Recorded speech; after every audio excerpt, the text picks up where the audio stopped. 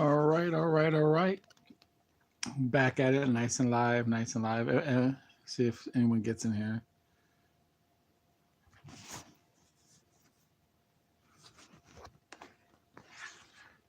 Rotate, rotate. All right. It is Mr. A, the host of your show, the RRT Boxing Show. The UK up in the kingdom. See, it is that hour. Good morning to you, teas and crumpets, crumpets and teas. If you're like me over in the States, I love sunny side up eggs and chips. You know, I do love chips and eggs. You know, put some nice grilled onions with my eggs and chips. I love that shit. You know, so whatever you guys are having for your breakfasts on your drives to work, on your day off, and you ain't gotta go to work, you're just up and you're like, I'm gonna fucking support that Mr. A. Well, obviously, no one's supporting my ass right now. There's no one in here. But hopefully you're supporting it on the watch back, you know. So again, you know, if you watching, I'm saying a few people are watching these shows, and I appreciate that support. You know, uh, you can follow the show on Twitter at RRTB Show. I post up the when I'm going live. In this instance, I posted 14 minutes. The UK episode 3 will be going. And I know this is it's going to be a tough task. I don't expect too much. I would like a audience, but I don't expect a big audience coming right away. Um, Especially since I am a man from the States trying to do a UK coverage show. But I think it'll help get my show a little notice, more notice. And it's my way of saying thank you for making my show what it is, because the UK the UK helps my show. You know, not only does other countries, Japan, Thailand helps my show, but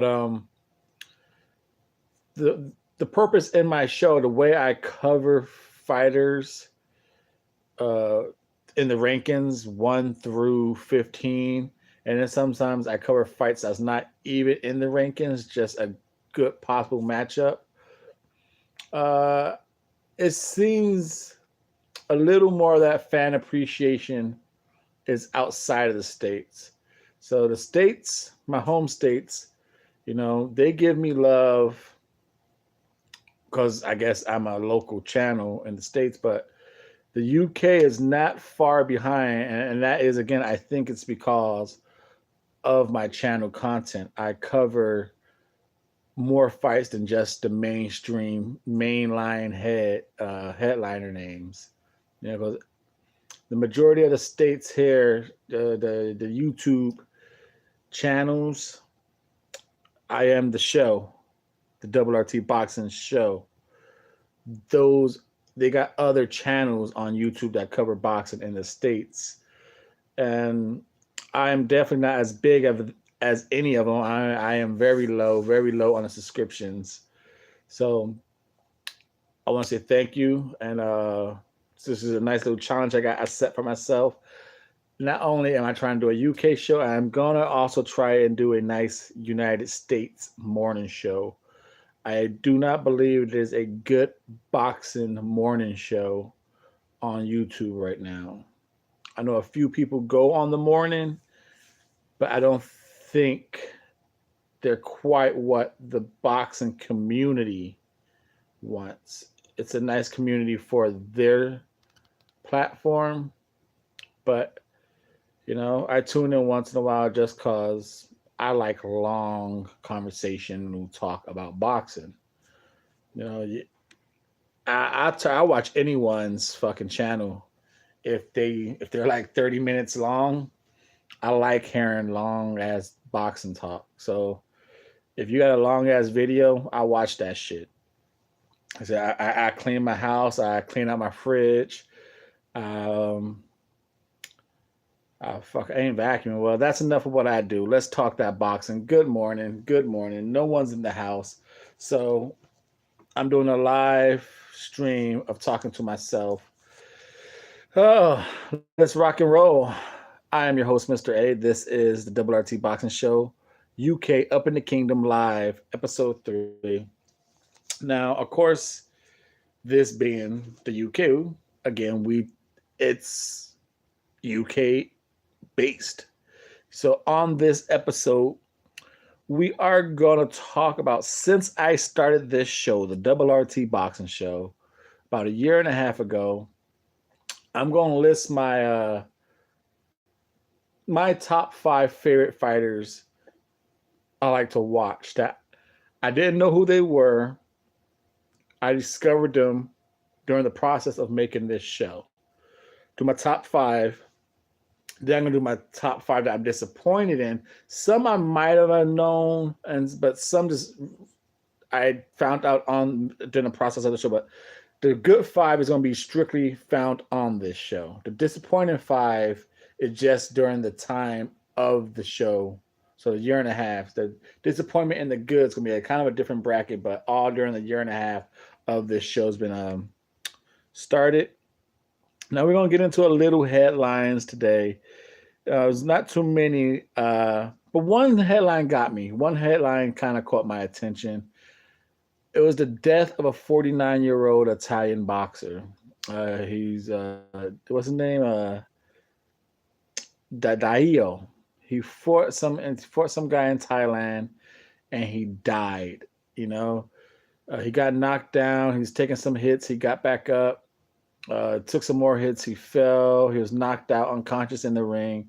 Immediately took to the hospital. Found out he was in a coma, and later on he died from the coma. His brother was like, "I'm cool with that. You know, I'm sad to lose my brother, but I'm happy because he went out exactly how he wanted to die. He wanted to die in the ring. So I'm happy my brother got to get his wishes. Kudos. I'm not here to talk about any family loss any morning. You know, the family seems happy, so I'm going to let it go. Why I'm talking about it is he's 49 years old, man, and the WBA is just about to let Fred Aquino, a 45-year-old man, box. And they tried to get him against Gerald Miller. Gerald Miller is not a heavy hitter, but he throws volumes and volume of punches. Now, that might just be deadly. That might be deadly, you know. Let's see here. Not that there's anyone in this bad boy, but all right. Back where I left off, I fucked up. I was trying to put that chat on. But like I said, not that there's anyone in here to have a live chat, but just in case, I'll see it. Now, Fred Aquino, 45, taking on a volume puncher in German. It's got to get you thinking, man. Like, I know he needs that fight cause the court, but do Freds really need to be in there fighting, considering this dude 49 died? Electrolytes. I don't know about that one, man. I do not know about that one. I say, no, man. He's out of there. He's out of there. And then another fight. It's been a little rumbling talk, because it's coming up soon. I believe it was about a little over a month and a half. The good old Warrington Frampton. That fight, at first I was just like, okay, whatever. As it gets closer, I get more into it. But like I said, that fight's it's over a month and a half away. I'm hooked on that fight. I'm sold on that fight. You know, the more and more I see headlines, I see from Warrington, he's looking like he respects Frampton. You can tell the respect is there. But he's looking at Frampton like, dude, I'm gonna fuck you up, dude. I get such big credibility if I fuck you up.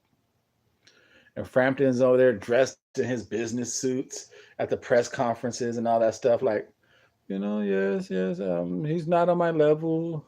Then Warrington's over there in his tees. Like, I'm not on your level, bro. Fuck you and your suits. I'll knock your ass out. And the thing that he was saying today, or the headline is, he's going for the knockout. If he sees it, he's going for it.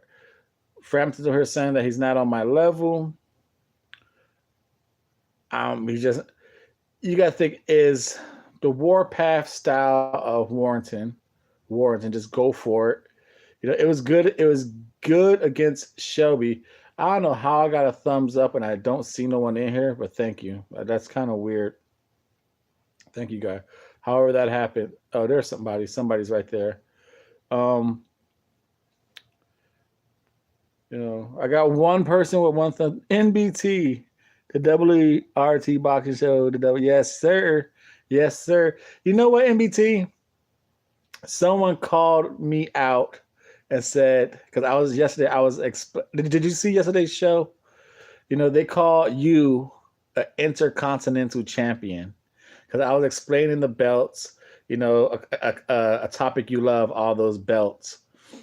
And I was telling them how the intercontinental means this guy could kick ass on Europe, any country in Europe. Now, if he wants to go to the States, he needs the intercontinental belt. He could go from a continent, but he has to cross a body of water to another one. Was that him? He said, and the motherfucker, he called the dude who was on the live show last night. He said, NBT is an intercontinental champion because he's kicking your ass on Twitter.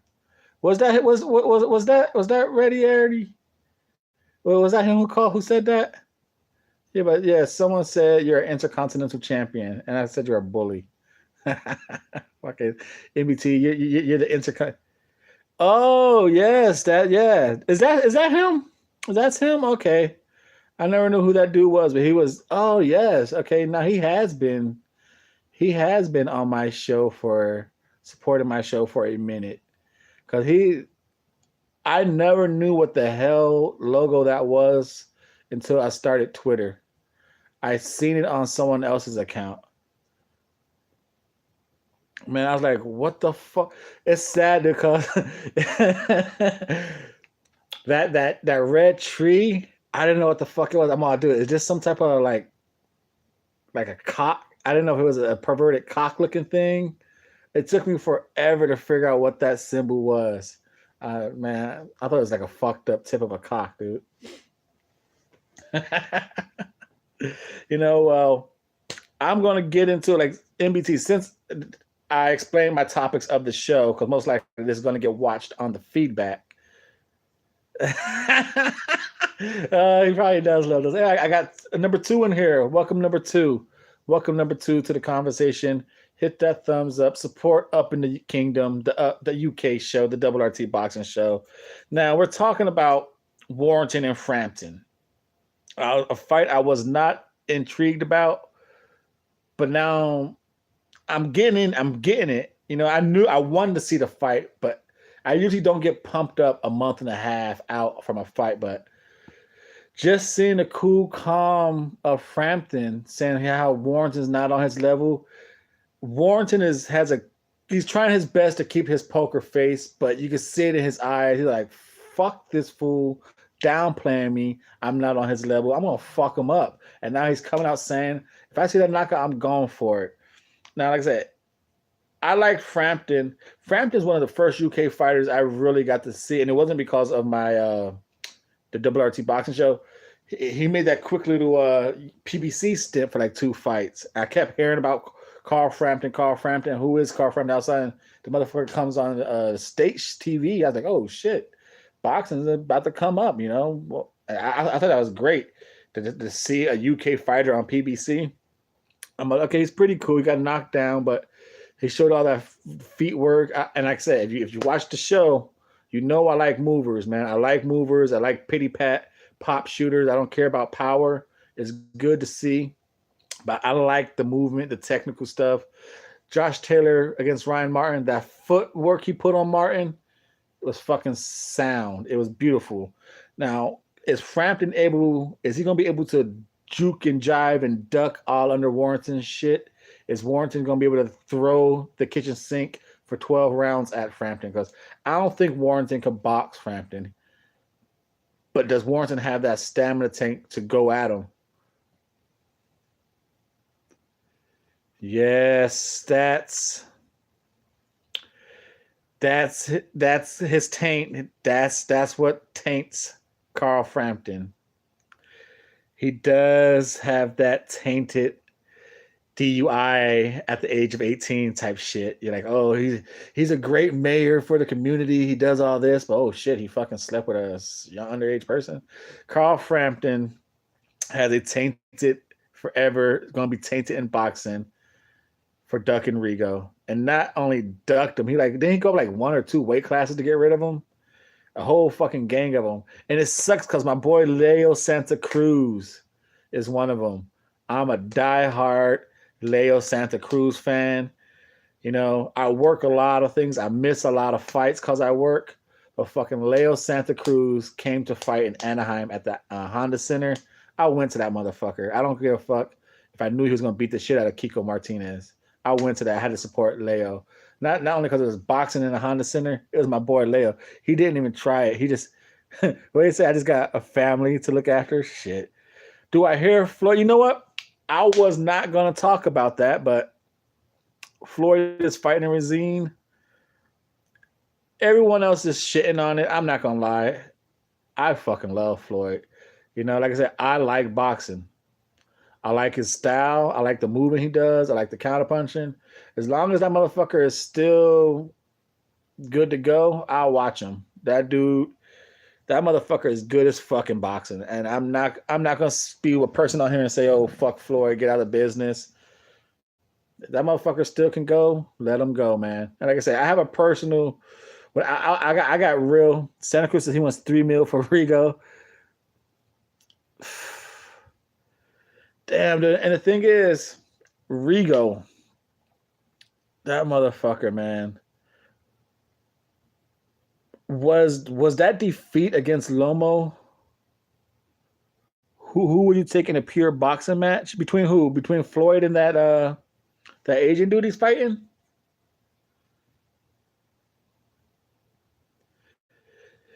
Did Rock Nation sign Rigo for that little bit? Dude, I'm taking in a pure boxing match. Dude, I'm going with Floyd. I don't give a fuck how old he is, how slow he is. That young kid, in his highlights, the dude has crackums. He has power. He's fucking people up with body shots, breaking jaws. You know. Now, if they allow any type of kicks, he's probably going to juke and feint the shit out of Floyd and just crack him with a kick. And I'm pretty sure they're not going to allow head kicks. There's no way in hell, Floyd's going to get in the ring where someone is allowed to kick him in the head. Maybe a leg kick, maybe a waist kick, or maybe even a limitation kick. Okay, like you get 3 kicks per round, and they can only be at my legs. It's not a cage. No, it's not a cage fight. It's definitely in a ring. I've seen the little highlights and shit. Fuck that. Rigo and Leo Santa Cruz. I'm still pissed off about that shit, NBT. I do remember him saying, I want $3 million to fight that. That shit would be if he showed the road a fucking kick and then came with his right and knocked the poor kid out. You know how fucking like godlike that'll make him his Philly shell. That motherfucker shoulder rolled a kick and then came and fucking cracked him. The kid's like 20 years old. Like I said, he's gonna have energy. He's gonna have that young strength. Like I said, it's about as Floyd's getting older, that punch resistance shield always goes down and down as your age goes up and up. Now we know Floyd didn't take much damage, but you don't know when that shit goes from a little crack to a big crack. You never know. It has to be. who knows? Who knows? Like I said, I don't. It has to be a boxing match. It has to be a boxing match. I'm pretty sure this kickboxer would love to kick the shit out of Floyd, but with the money he's gonna get and the worldwide recognition he's gonna get, he'll tape his legs to the ground for this fight, you know. And then now back to what we were talking about before, besides the grandfather Floyd. And who's the third dude in the building who didn't hit the thumbs up? Don't be so unkind. You know, there's three people and you see two thumbs up. Don't be the oddball, man. Don't be the oddball. You know, support the show. Here's my thumb to you for joining the show. Bring it back. Bring it back to the show. As of right now, I'm leaning with Frampton. I'm leaning with Frampton to get the victory over Warrington. I think he's gonna go juking and jiving all under his shit, fuck his body up, dance around the ring. I think he's gonna make Warrington miss a lot. And Warrington might catch a few shots because once in a while Frampton he'll duck low and he'll pull back straight up. But I think that's the only way Warrington has a chance is if he could like double jab or something and catch Frampton pulling straight back. But I think Frampton's going to duck under all that shit, dance around the ring, beat his body up, get some nice little short arm fucking T-Rex jabs in on him. I think I got Frampton in that one. A nice little headline I saw, which got my like, okay, cool. I can't think of a fighter that judges range as good as Frampton does. For real. Perfect example of his range control is when, because I was thinking, I was like, okay, the first fight, Leo Santa Cruz and Carl Frampton. This is gonna be a good ass fight, but my fucking boy Leo got his ass. He's too much volume throwing. That reach is ridiculous. He's tall. Frampton won't be able to handle that shit. Man, he got up in Leo's fucking chest, out jabbing him. I was like, what the fuck is this? What are you doing, Cruz? Like I said, take away that tainted shit on Frampton. The dude's the goods. He's tall. I mean, he's small. He's a little ass Chris Algieri, man. He's a little ass Chris Algieri. It's scary how fucking well they look alike. Big bro and little bro. Like I said, and Luke Campbell's trying to come back before the end of the year. Whether it's on the 15th Canelo Fielding card or the 22nd White Shazora card. I like to see Kuhan Luke. I like to see Kuhan Luke in, you know. Whether it's well, he can't even say a tick over because he has no idea when he's going to get his call up for the Mikey Garcia. So right now he's better hold on to that silver lightweight belt, keep rocking it, keep defending it, and eventually he's going to have to get a shot.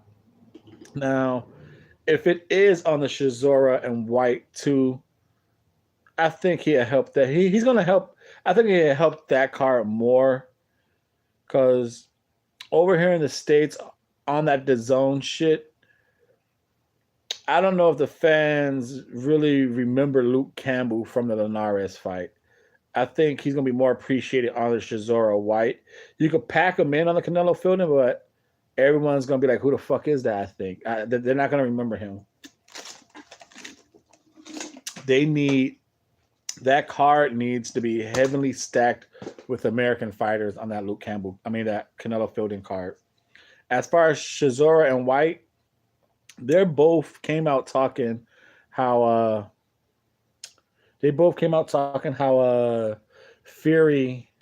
Tyson Fury took the Deontay Wilder fight too soon and he's going to get knocked out. You know, they're like, oh, when he's on his P's and Q's, he could do it, but this fight's way too early. It's way too early. And that's where I think I differ. I know I differ, dude. The minute I saw Tyson Fury come back against Safari, whatever the fuck his name was, I like, dude, he's ready. He is absolutely ready. Yeah, he was a little big and sloppy, but when he wasn't fucking around, you saw his movements. And then he came back against Pineda. Come on, this fool's ready. You know, he's ready for Deontay Wilder right now. By the time the fight happens, he's going to be in more shape. He's going to lose about 8 more pounds, 12 more pounds. His stamina is going to be good to go. The dude never forgot how to box. He never forgot his game plan. He just needed stamina. He got his rounds in. He's going to be fucking sparring and sparring, getting his camp in for like what, 8 weeks. He's ready. No, he's ready. He's ready, bro. He's ready for Wilder. He's ready for Wilder. Now, if between him not beating him is just whatever he has. To me, I'm telling you, the Tyson Fury is going to be the same Tyson Fury that fought Vlad.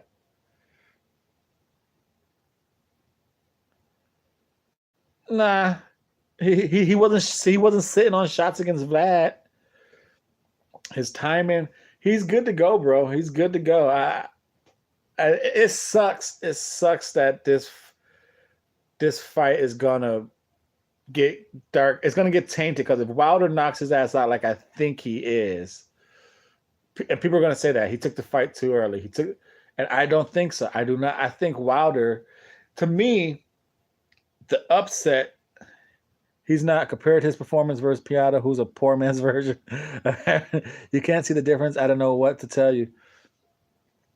He slowed it down. He's not moving around. He's not moving as fast. I could say that, but his reflexes, his movements, his fucking nose sniffling rub is there. His mind IQ is there, and like I said, he's going to be 8 weeks sharper.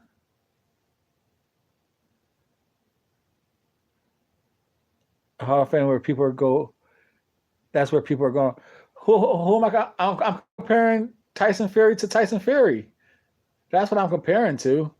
I'm not comparing Pieta against fucking Vlad. To me, I saw the same Tyson Fury, just a fatter one.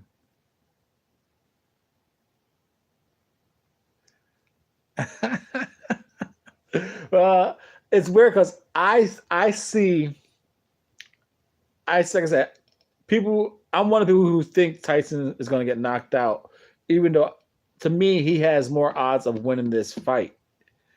I think he can.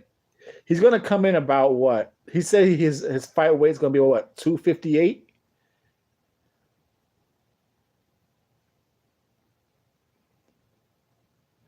Fury set on his shots against Hammer. Against Vlad, he ran around and kind of pop shot. He barely set on his shots. To me, I think he set on shots harder against Pinata. I think he set on his shots harder against that than he did against Vlad. I don't think he felt confident enough to sit on his shots against Vlad and give Vlad time to sit there until like the late rounds where he could let loose. And like that, the reason why I picked Wilder to win this fight is not because he could outbox him and not. I just think Fury always had the upper hand as a big man with movement. He could move around the ring where people can't have the footwork as good as him being a big man. They can't match it, and that's where the unorthodox of Deontay Wilder comes in. He was getting tagged against. He was getting tagged to the head, to the body.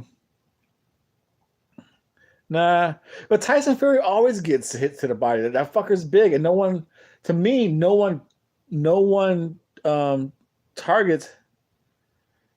Hey, I'm always sober, but thank you for looking out for my safety. I'm always sober. Safety first, my friend. Safety first. You know. Oh, fucking sober. I don't drink, bro. I don't drink. Oh, like I said, no one ever targets his body, and it's fucking sit there. He leans against the rope. He leans back. His body is fucking always open, but for some reason, people get tricked into headhunting on him. The fact that if because I believe Fury is, hey, well, what does Usyk say? I feel.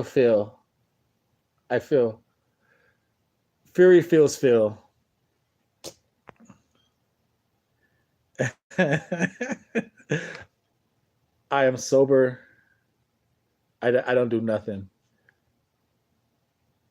Your math was super messed up the last two streams. My math's been messed up the last fucking decade of my life.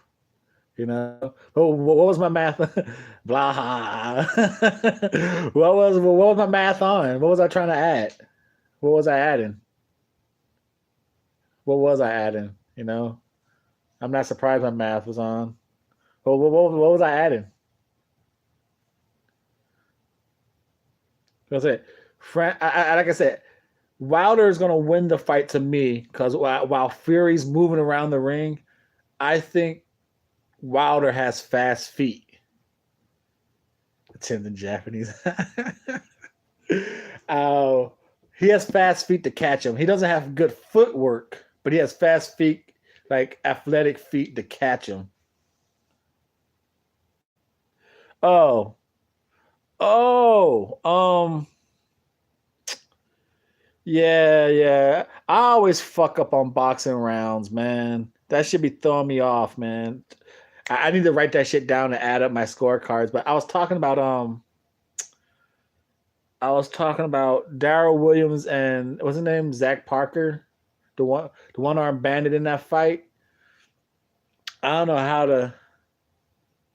Have you tried a judge app? Is that a boxing? Is that you get a boxing scorecard and they do it for you?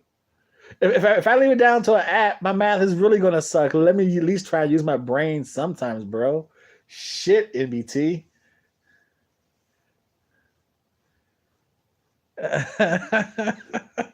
NBT is a fucking bully. He's a bully.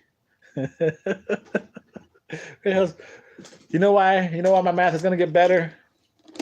I have electrolytes in my system. Electrolytes gonna get this motherfucker firing. Oh shit! I feel it already. I feel it already. I feel that shit. Electrolytes got my shit charged up. Oh man. No, it's a electrolytes. Electrolytes.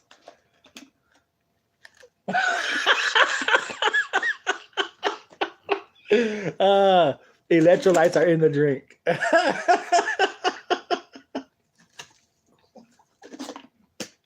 Oh man, you guys are fucking fools. Fucking fools. But thank you for showing support. And electrolytes, exactly. Electrolytes. Fucking Dr. Electric here. And I think Fury, he's going to come in heavier. I think he can move and jab him.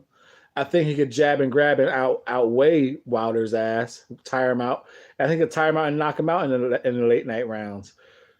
But saying all that, I'm going with Wilder. Probably to knock him out probably like in 8-9 rounds. I think eventually he's gonna get outboxed. He's probably gonna be down like 4 rounds to 2, and then finally he's gonna somehow catch him with his feet, start hitting him. If Wilder targets the body, I think it'll help his ass out a lot. How hard Wilder hits. Can you imagine what a right hook to the body or even a straight to his fucking a body shot might feel? 3 years ago, shit, when this fight was announced, I was about to pick Fury. You know? 3 years ago, I would have definitely I would have chose. I don't think Wilder, to me, Wilder's gotten better. I would say more patient because he got more patient, but he still gets out jabbed. I just think his feet work is a little bit better, you know. But yeah, I'm leaning. I don't know if it's the fanboy in me or it's just a patriotism, but I'm going with Wilder, even though I feel a heavy side Fury could win this pretty damn easy. Like I said, Wilder needs a knockout. Fury could dance around the ring, outbox him. He could jab and grab him, lean all his weight on him, or he could knock him out in the late rounds. Fury has 3 ways of winning this fight. Wilder only has 1, you know? And I'm just betting the house that he's going to have that 1 on it. You know? Now, here's an interesting thing. On that undercard is Lowe, Isaac Lowe. Yes, fanboy, and you big up Wilder and say Fury is better than ever to give maximum credit. What do you mean better than ever? Is he better than ever right now? Big up Wilder and say Fury is better than ever to give maximum credit. Um, I don't say he's better than ever. I just think he's the same. I think this, or as Tyson would say, he's even better than he was when he beat Vlad because his head is there. But like he might be a little heavier, but I think it's the same Tyson. It's the same Tyson Fury, man. I'm not one of those ones who's gonna say too early. Accusing of playing with the sausage in the den. Oh my goodness. Oh my goodness. I'm just gonna drink my electrolytes and ignore that.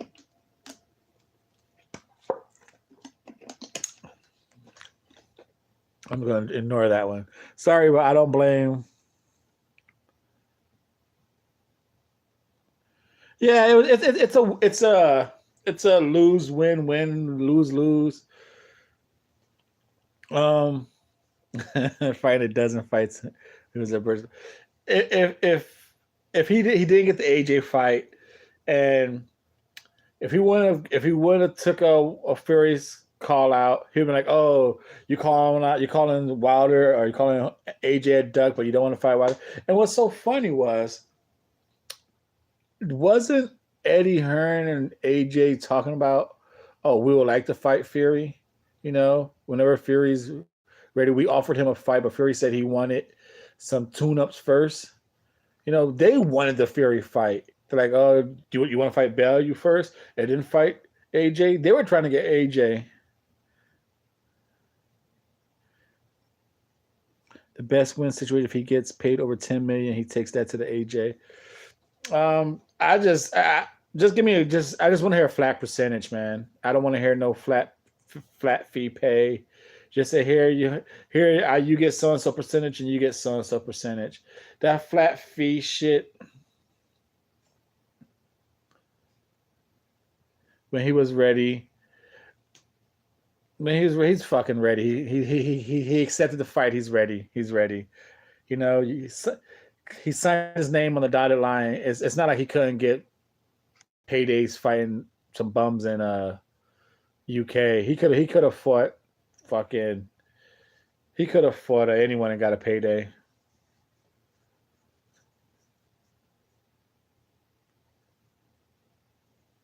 I believe that has some of it. I believe they're for them to make the matchroom.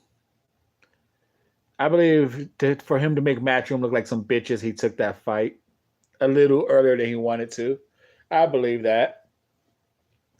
Do you guys know who the referee Kieran McCain is? He says he's ready, but doesn't mean he is. Do you believe him because he said that, or do you? Anthony Bourdain. I had that dude almost having one of the knockouts of the year last year, or was it earlier this year? That motherfucker. Who did he flatten? I know MBT is gonna say, "Oh fuck, I need to check my drink again." That's why when people who watch this on the playback, if you listen to this show for betting picks, you're dumb shit. Don't use me for your Tommy Brown. Is that the dude he flattened? He flattened the shit out of Tommy Brown. This is pure entertainment. You place your money where your heart is at. Oh man. I Part of me is leaning to like, there you go. I'm glad to help. I'm glad to help. I am very glad to help. I'm like the magnet. I'm like that magnet, Something's gotta be the opposite, So if you ever you're like that, I don't know who to lean. He fear, yes. He fucking calls people. He calls fucking kids to go diaperless for a month and shit. Way to go, MBT. Having fucking mothers and fathers bet their diaper money on fucking Huey Fury. I was fucking very confident. I was very confident. How? Who, who saw that shit coming? Who the fuck? So he's actually. That's funny that you brung Huey. I talk about him right now because I would say in making this show in a year and a half since I made this show, um, some of the people I'm like, I have a top five that I I like to watch that I found strictly because of this show. I didn't know who the hell they were, and making this show in the year and a half progress, I found these guys in a year and a half, and now I like watching them. And then I have a bottom five, which is a little bit. I might have heard their names, over through the internet, but not just through this show. Top five, I like watching. Bottom five, I'm disappointed in, and then just these fighters. I go into these three fighters. I'm just like, what the fuck happened? Sam Egerton. I liked him at first. I liked him before I even started the channel. I liked Bradley Skeet before I even started the channel. I was like, oh shit, that's why. If you go back in the beginning of the things, you'll hear me talking on Bradley Skeet fights. Like, oh yeah, Bradley Skeet. I thought kind of highly of Bradley Skeet with that jab and everything. And then he got knocked out by Kirim Laranga, whatever the fuck that Spaniard name is. I think I like hype jobs. No, you know what it was? Why I like Bradley Skeet? The fucker's a mover and a jabber. I like movers. Dude, I like Chris Algieri. I like Chris Algieri, bro. So I like that style of fighting. The movers and the jabbers, I like them. And once in a while, I like a pressure fighter. Like, I don't like them too often. Like, I'm surprised I took attraction towards Ted Cheeseman. Who do you guys think is a better pressure fighter, Louis Ritson or Ted Cheeseman?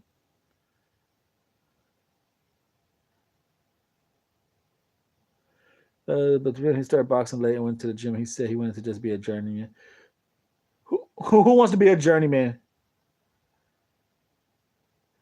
Jerry couldn't take the skin away, right? Oh man, leave that alone, man. Oh, fight egotistically in his fight. Yeah, he's not the frame for the pressure fighter he is. Cheeseman, yeah, Cheeseman, that's a good one. I like him better than Ritson too. I like Ted Cheeseman. I like that one. Like I said, I'm disappointed in. I don't know what the hell Sam Egerton here. Okay, he's like, okay, I can't do nothing at 147, and then he goes up to 154. Once I saw him at 154, at first I was like, okay, box rec got a misprint. Nope, the motherfucker came in the fight night 154. I'm like, this motherfucker ain't gonna do shit in the 154 weight class. He's strictly domestic level. He's a fucking snack at 154. He's a fucking box of Ritz crackers or something. Because Sam Egerton ain't doing shit. Wow, you picked that guy? You picked him to outbox Ritson? I was thinking I didn't make a video on that, but that's the worst feeling when I fucking spend all these days and I do all the research and I'm like, okay, this dude's a mover. He might be able to move on Ritson. I never made that fucking video, man. But those are the three fighters. It's like, what the fuck happened to him? Yeah, how much did you win on that fight? That was a good bet. That's a good bet right there for sure. That's a good one. Let's see. My who do you guys have if it was to fight right now? Nathan Gorman versus Triple D. The DDD, Daniel Dubois. Daniel Dynamite Dubois. I don't know if I've seen any improvements over the Daniel Dubois and his last 4 or 5 fights, whatever he is. Nathan Gorman, I rewatched his last fight again, his rematch with Kamali Sawowski. You know what I like about Nathan? That motherfucker just take fights.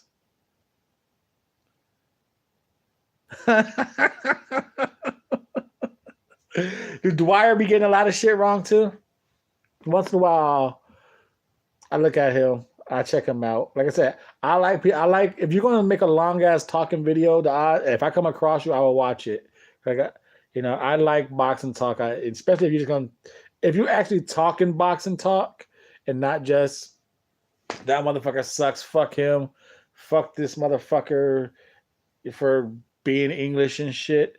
If you actually start talking boxing, hey, this guy's a good jab and blah blah blah. I don't give a fuck about who you pick, who you like. If you just start talking boxing, you got my attention for you know.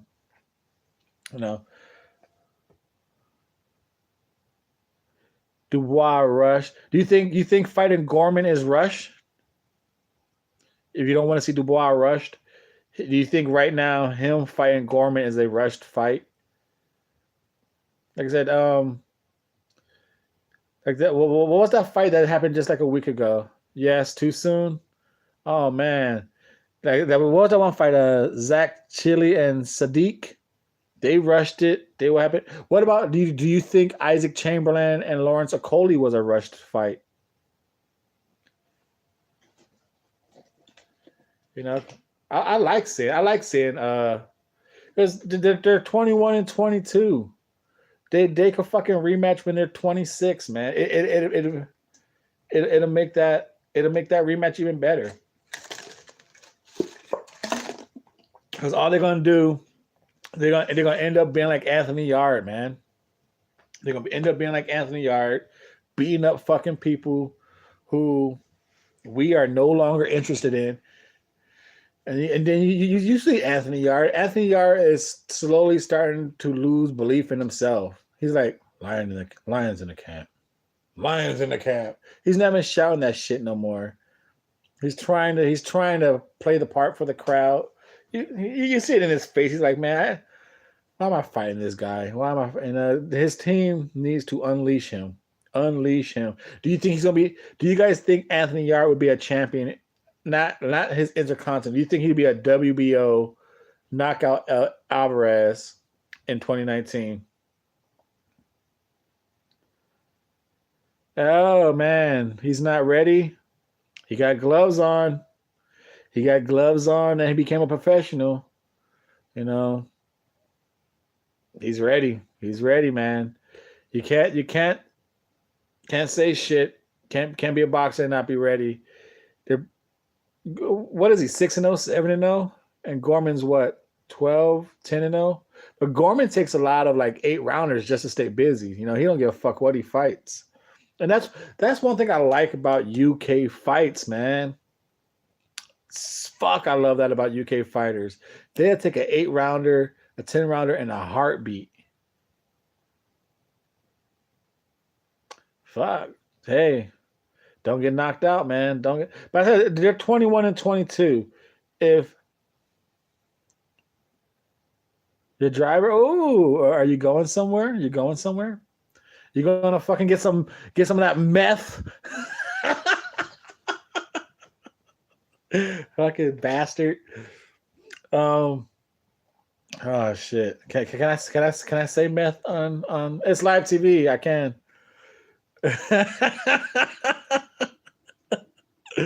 Oh man. Fuck. That's great. That is great. That is great to own a business. Yards an accident waiting to happen. His Phillies. That's a sad thing. Oh, okay, yeah. I need to get all my meths out right now. Then meth. Nah, I'm only about a good 500, 450 away, 450 away out right now. So you people who's watching this on the playback, please subscribe if you are not already subscribed. Now, what I'm gonna say, the Gorman taking the takeover fights is what I love about UK fighters. For instance, so many American fighters who do not take takeover fights, and fresh off the head is a fucking the welterweight division. that was a fucking live TV, baby. Fucking the Charlos inactive, Demetrius Andrade inactive.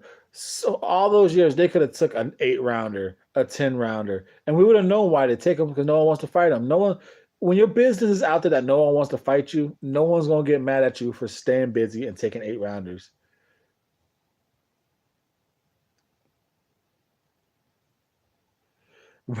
Right, Joshua and Wilder time. I don't want to be that type of show. I thought about it. I thought about it. That's why I only made like one. Nah, I made more than one. I made about three, if that, Wilder and Joshua videos. You know, I don't give a fuck. You know, it takes a part of what I. Yeah, that is very very sadly. I like Dogbo. I like that motherfucker helped my channel out of grip. Dogbo helped my channel out of grip. Um, I'm definitely gonna be doing another. 'Cause I think he's coming back up on he's coming back up on someone's card. Damn, what top rank card is he coming back on? I forgot whose card he's coming back. Isaac Dogbo. This good fighter, man. Good fighter. Nice power puncher.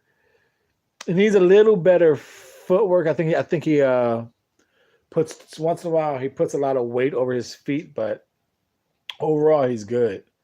Now, before I close the show out, I will say, since creating this show, my top 5 fighters that I like, I discovered them making this show. We will understand, bro. If YouTube had its own rules, then cool. But you got to do a little business move till you get, yeah, yeah, I get it. You gotta make those moves to get that groove. I get it. I get it. I was doing pretty good. You know, when they did have their old rules, I like, oh shit, I'm allowed to make money on this channel. I never made it, but I was about to make it. Um, Number 5. I haven't seen him much, so that's why he's number 5. But I've seen like 2 fights of him, and I like him. I like his punch selection. I like his patience, and that's Joshua Boatzy. Like I said, I'm gonna watch more of him because I only just heard the name when I was making this show. I kept hearing his name, kept hearing, and finally I watched him. Who the fuck is Joshua Pawatsi? The dude's pretty good. I want to keep it coming in at number 4. Discovery for the Double RT Boxing Show, the UK fighter that I like, the man we just talked about, the big boy himself, the balding 28-year-old or the 22-year-old Nathan Gorman. I like I like him. Okay, these are the top 5 fighters I discovered making the Double RT Boxing Show. That if they're on, okay, I'm gonna make sure I do a video about that fighter before the main event or something. So Nathan Gorman coming in at number 3, another fighter we just talked about. And he's not usually my type of style fighter, but it's Ted Cheeseman. Not only I think he's a pretty decent overall boxer too. But he goes for it. I like his calmness with his pressure. He's just not he's just not on you, laying on you, throwing his weight on you, putting his, just throwing shit at you. He's pretty. It's what's that word? It's technical aggression. His punch selection's good. His speed. He's changed up his speeds with his pressure. He tap tap tap, and he'll throw a hard one at you.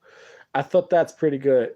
Coming in at number 2 is the very first video of the Double RT Boxing Show at Mr.A. First video I've ever made. I made it when I was in the middle of moving.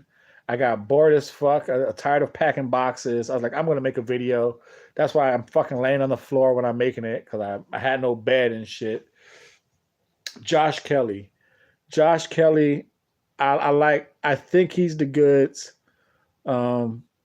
And I think the reason why I find him still kind of interesting to watch. What YouTube boxing channels do I like to watch? What do I like to watch? Well, again, I watch for because all these states they talk about the same shit. They're gonna talk about Charlo Brothers. They're gonna talk about Wilder Fury, Spence Crawford. About 2 days, you ain't gonna hear nothing new, and it's the same shit for the next 2 weeks. Every channel out here, you might get a Canelo Triple G disc thrown in there, but what I watch for is length. Whoever has a lengthy video on is what I watch, and I watch.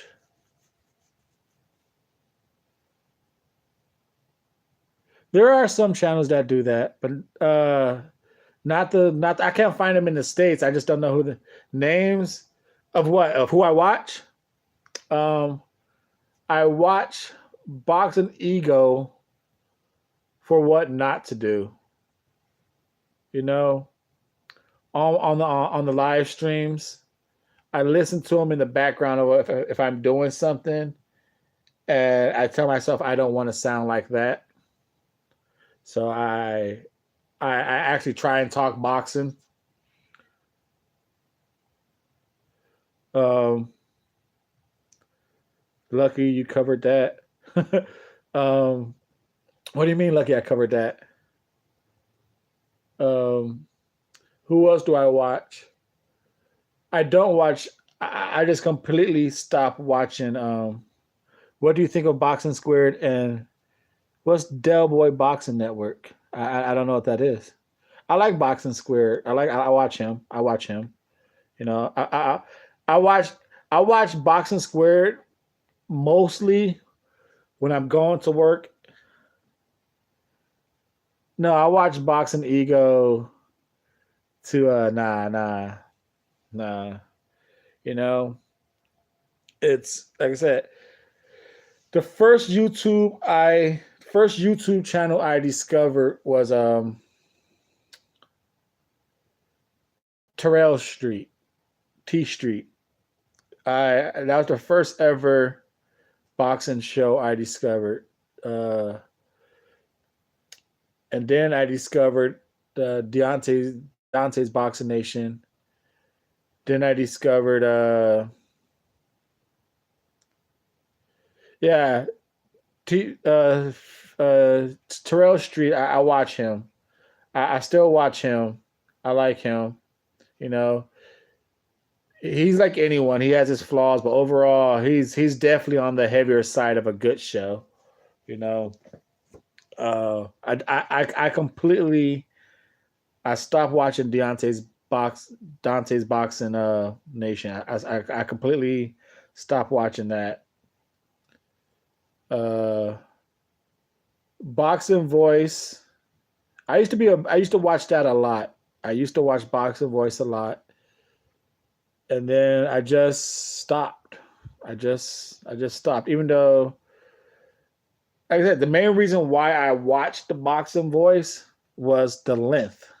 I didn't give a fuck what they were talking about. I like that they had that hour and a half talk show. Del Boy, I will check him out. I would definitely check him out. I would definitely check him out. I like Boxing Square. I said I watched that dude walking to work. I live real close to my job, and I spend a lot of my breaks. If I'm not trying to catch up on like one of my DAZN apps or my ESPN Plus, I watch Boxing Squared on my lunch breaks. That's like my lunch routine. So Boxing Squared, thank you. Thank you for that. Thank you for all the fucking help you always support me too. So yeah, I support your channel on my lunch breaks, brother.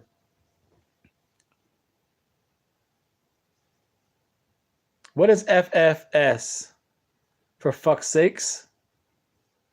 Is that just do a live stream for fuck's sakes? For fuck's sakes?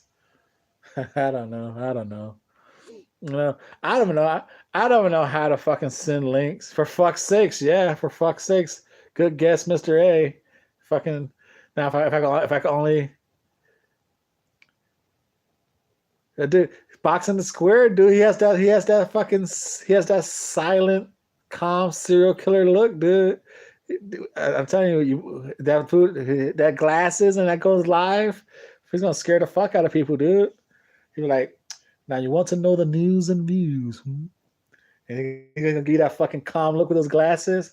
Motherfuckers gonna be scared to fucking comment against that dude. Fucking, uh, what else? What else channels out here? I check out. I check out a lot. A lot of the channels I check out. He's going to take his channel to a new level. I hope so. I hope so. You know, he's got he got a nice little format. It's cool. I like boxing squared. I like how he has this thing set up.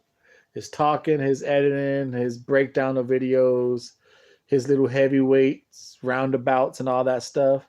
I like that. I like that a lot. You know, I'm trying to think, who else do I like? I peep into like I said, I'm trying to think who has distance that I watch. Once in a while, I check out because his videos are long. The voice, the present, yes.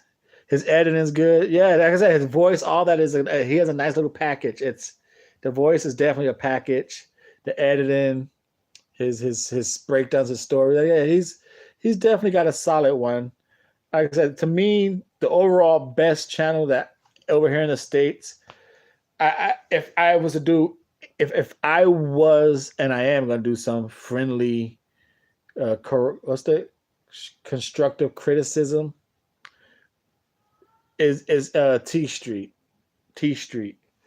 The dude has a great setup of his show. He put a lot of work in. The RRT boxing show, yes, that is the best fucking show, and I need to. Where I'm still on the ground up, but I watched T Street, and that's the only one I can't really say I definitely don't want to be like. I don't want to be like Dante Boxing Nation. I don't want to be like Boxing Ego. You know, it's cool to go to the fights, and I do want to interview fighters and do all that shit. I do want eventually that to be on the show, but just I know a lot don't like him, but personally, I watch 78. I watch 78. Um, who's DCB? Who else? Formerly known as DCB and the coach. I think I hear them on their little. I gotta admit, I watched the Smoke City Mobcast once in a while. To not be like them. To not be like them. Like, um, it just like I said to me. I watch Ring IQ. I like 78. You know, he's pretty. He's in the right in the middle, neutral ground. You know, boxing talk. I wish because a lot of people like 78 sports for what he is. Dream chasing boxing. Okay, I hear people talk about that. Okay. Dream chasing. If the reason why I wish I'm going with oh fuck, dude. Gowacki's a little rough for me, man. I might go with that Velasquez guy, even though I know Gowacki's gonna throw. Do I watch Hitman? No, Hatman. I don't watch Hatman. Like I know it's sometimes he's fair, but he's very switched on, young dude. I don't watch Hatman. Um, I try. I got the Polish dude, Kolowacki. I might favor him. He's a little rough, but I might favor him as well. Uh, the one I do gotta say before I go into my top five list, the one thing in the LBC or not the LBC, what are they called? I said the LBC. That's fucking that California. I mean, what is 78 of them called, man? Fuck. The LDBC. The one thing LDBC, yeah. The one thing I wish they all get their shit together is go on the Black Fight Fan TV path. They have a strong base, and I don't think they know how to use it like Black Fight Fan does. I like it's not about his always talking boxing. His boxing knowledge is subpar, but the purpose of his show I stand behind 100 fucking %. He's very open and honest. I don't give a fuck about being pro black for fighters because I don't see what the big deal about it is. Irish fans love their fighters. Mexican fans love their fighters. So there's nothing wrong with a black man loving a black fighter. That's perfectly fine. But I like his concept in nah, man. Chill box and talk with 78 cannot be defeated. You said you don't like the Smoke City Mobcast, so why add? So why add to the chill box and talk? Wait, I don't get that. So why add?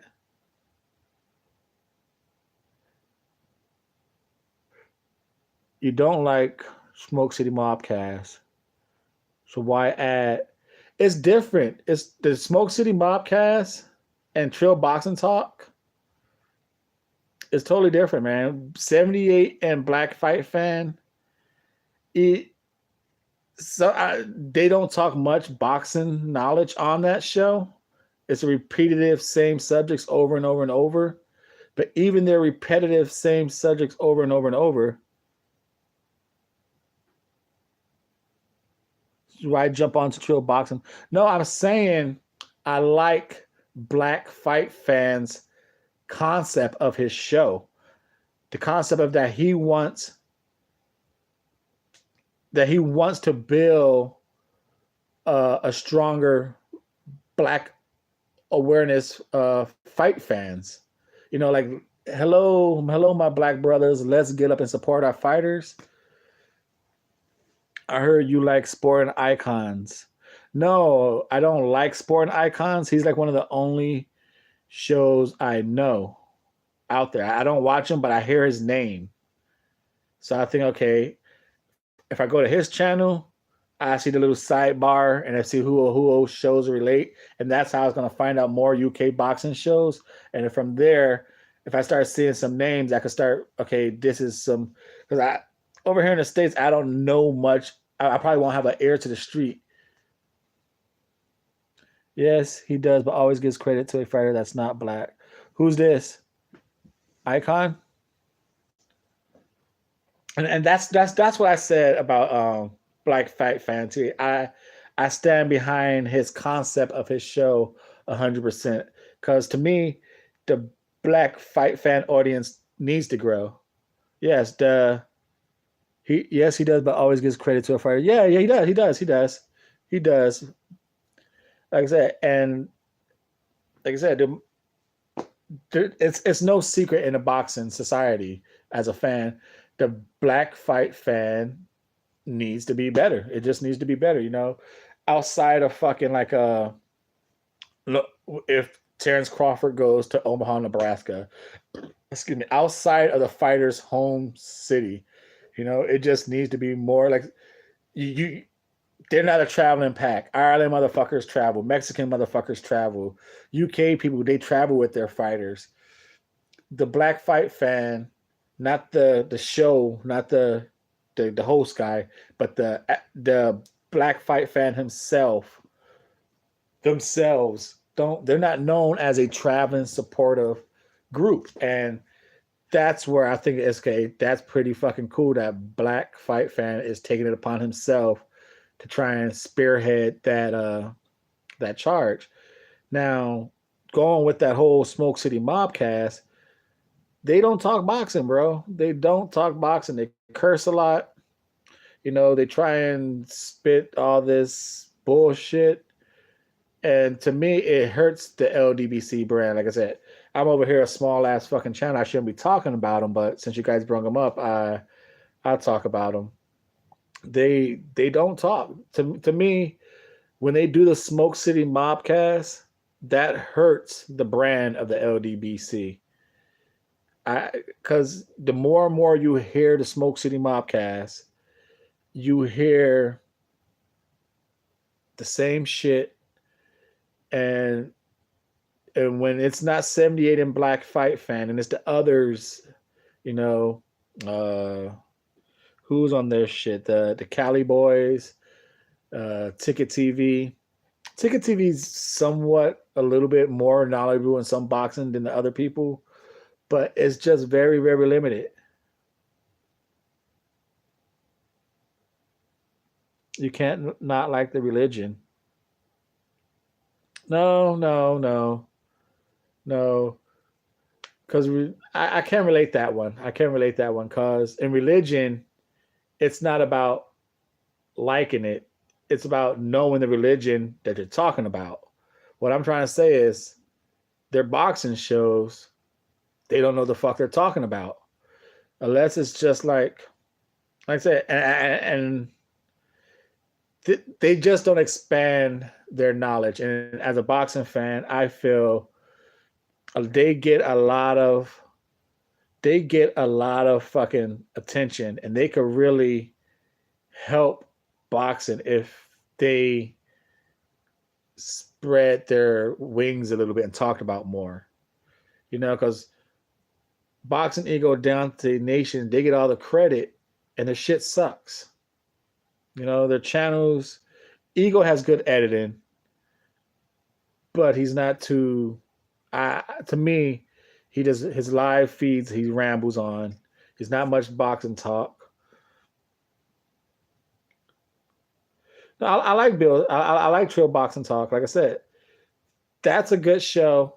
Sometimes they repeat themselves again, but they let you know why they're repeating themselves. They have an agenda and they stick to it on that show.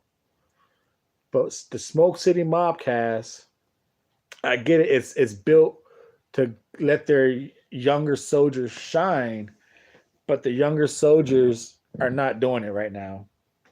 No, that's enough of me talking about the other shows.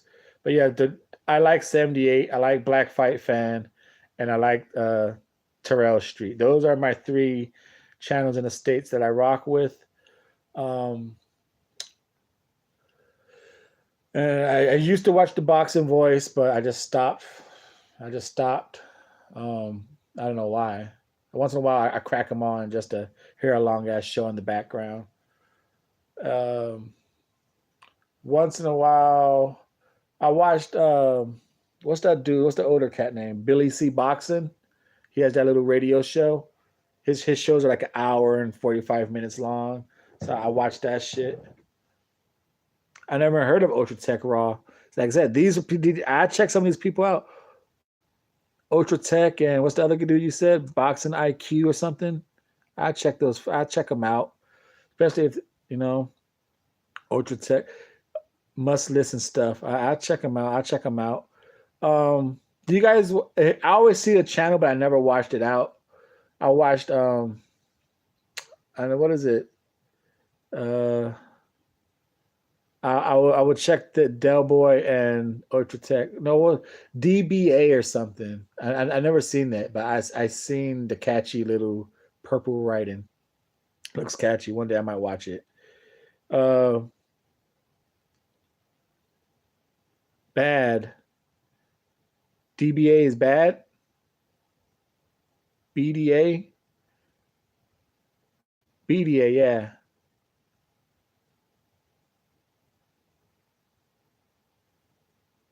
It is a popular thing. Like I said, I don't want to be considered. I'm riding a hate train. I just don't think the Smoke City Mobcast is a good thing for the. Like I said, I watch Smoke City Mobcast for the same reason I watch. For the same reason I watched. I'm riding the meth train. I watch Smoke City Mobcast for the same reason I watch Boxing Ego. What not to do, what not to be. I couldn't take Dante's Boxing Nation anymore. I just couldn't take it, and that's why those guys kind of and my just love for boxing. I was like, fuck, man. What about this fight that's happening? So I decided to make my own show. Fuck it. And that's why you see so many fights on this show. It's like, dude, I like boxing, and that is that.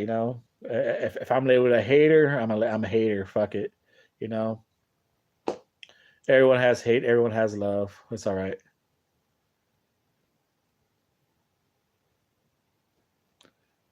As long as you don't put the.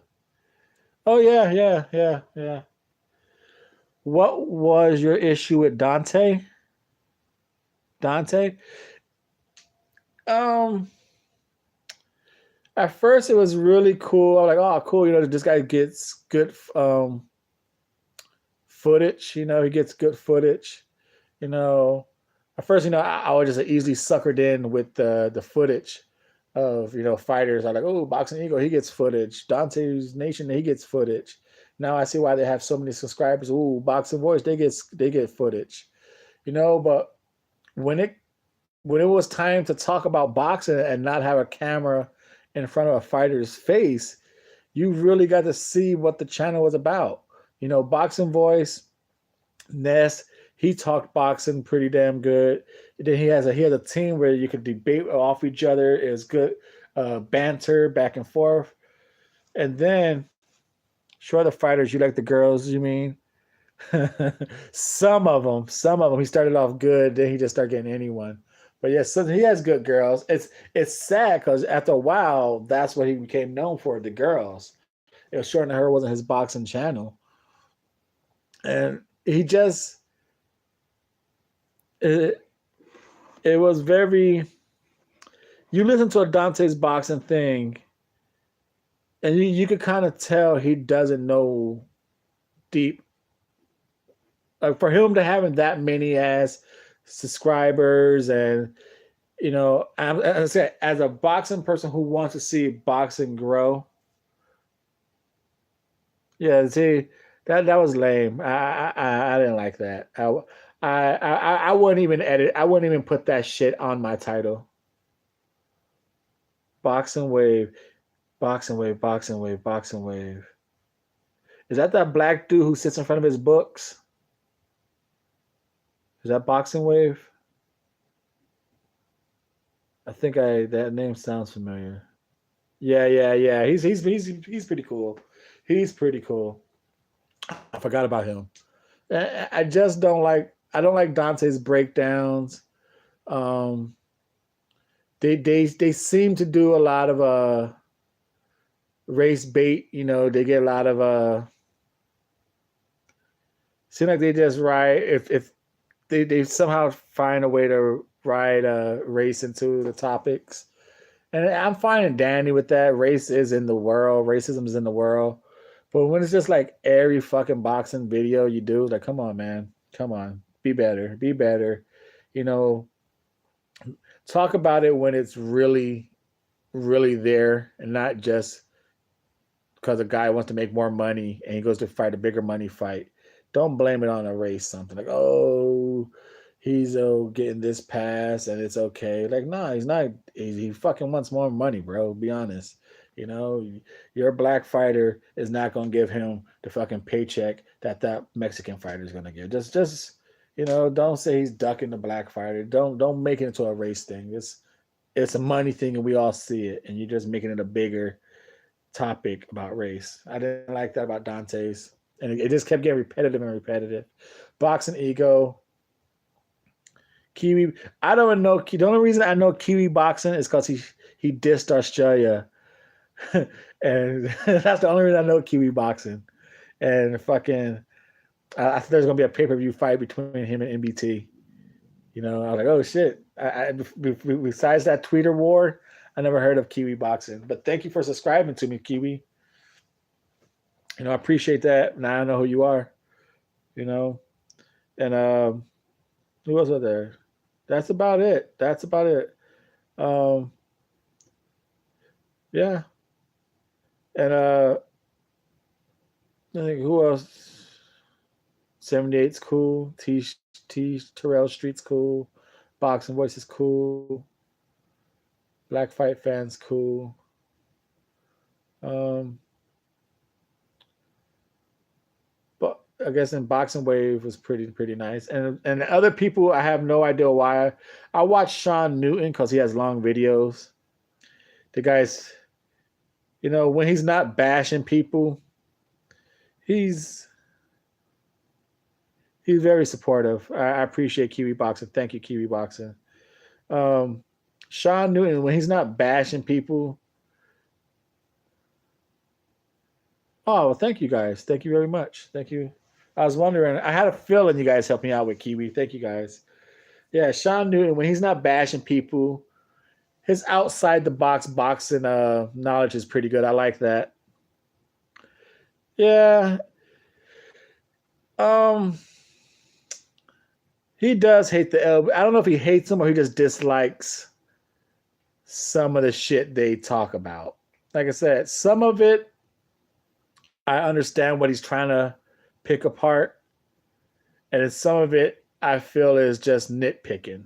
You know, there are some people in the LDBC who I think um, they ride the donation train by just dissing dissing Eddie Hearn, saying bitch and motherfuckers about certain fighters, and that's how they stay cool to their fan base. You know, that's my feeling. So I understand where he picks some of their stuff apart.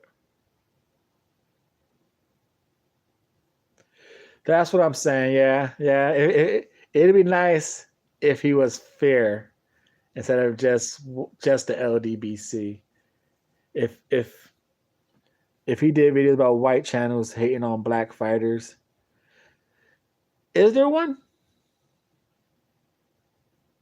I remember the only channel I remember that was like really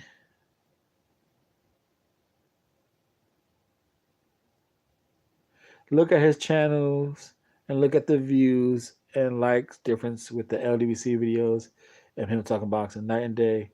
Oh yeah, all his yeah he's definitely more viewed for hating the LDBC. He knows what he's doing. Just like there's a few channels out there who knows what they're doing by just bashing Deontay Wilder, saying Eddie Hearn and Joshua's the man. There's that's one dude I remember. That guy, Thunderdome, Thunderdome. He was funny. He was funny, and like I said, I came across his show because I was looking at videos. I'm like, this motherfucker has an hour and a half video. My fucking shit is dirty right now. I'm gonna clean up my living room, and this motherfucker is gonna talk boxing for an hour and a half. I'm down with that. That's how I found Thunderdome. And then I heard the shit he was saying. I was like, wow, this guy just is on a whole nother level. But like I said, I will listen to bullshit. Like I said, anyone who's watching this for an hour and 23 minutes, thank you. Yeah, maybe you're like me. You like long talking boxing. Even though I'm talking to these colleagues here about other channels right now, I like long talking, and that's why I came across Thunder Boxing. Never watched Precise Percent or whatever, even though I always heard his name mentioned by Thunderdome. I never watched him.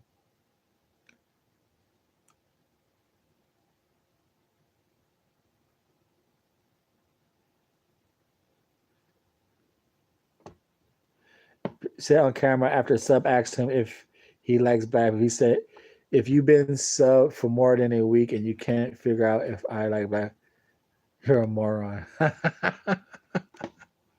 Wow, wow. Was he that bad? Was he that straight? He was straight fucking down with the fucking.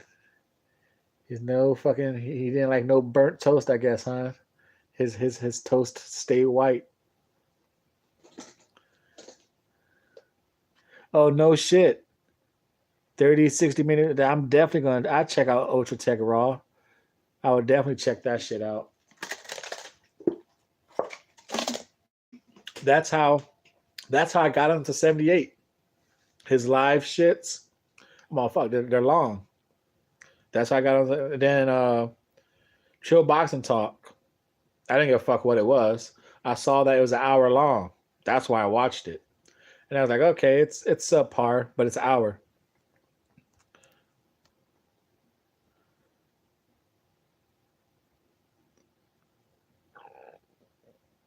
No, I'm not into YouTube that much, but I saw you were live on Twitter. Not into YouTube that much. His old channel. Whose old channel?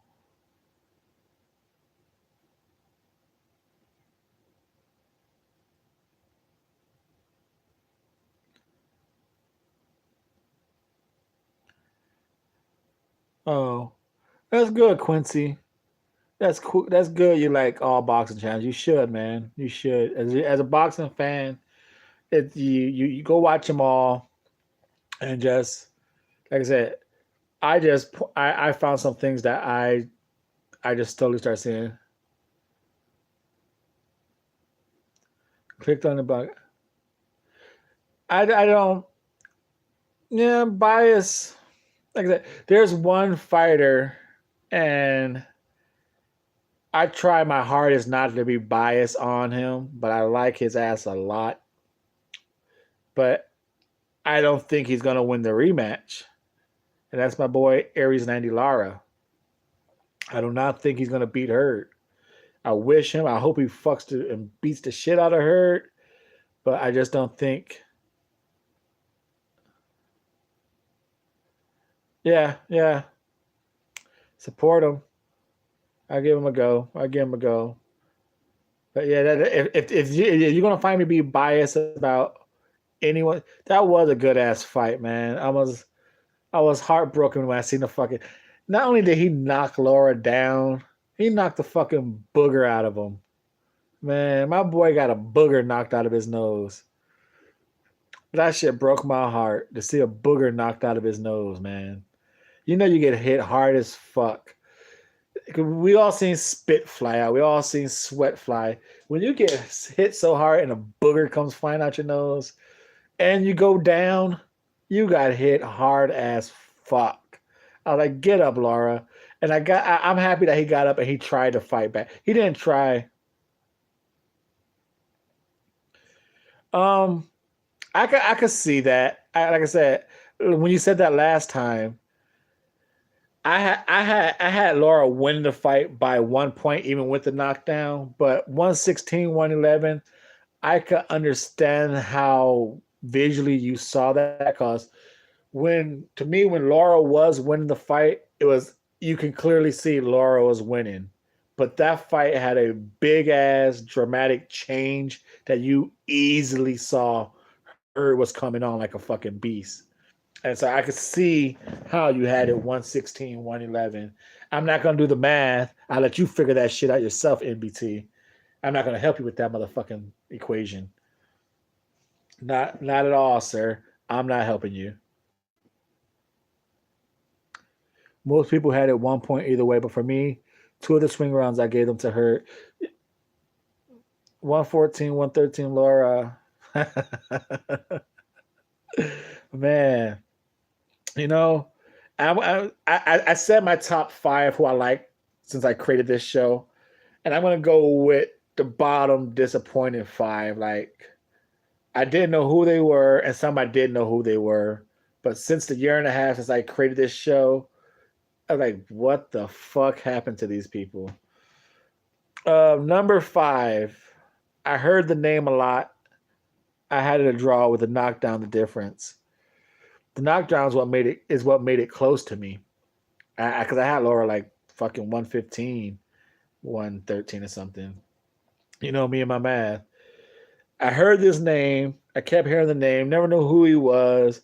Kept hearing all the UK commentators saying, "Oh, the talented, the rugged and great, blah blah blah."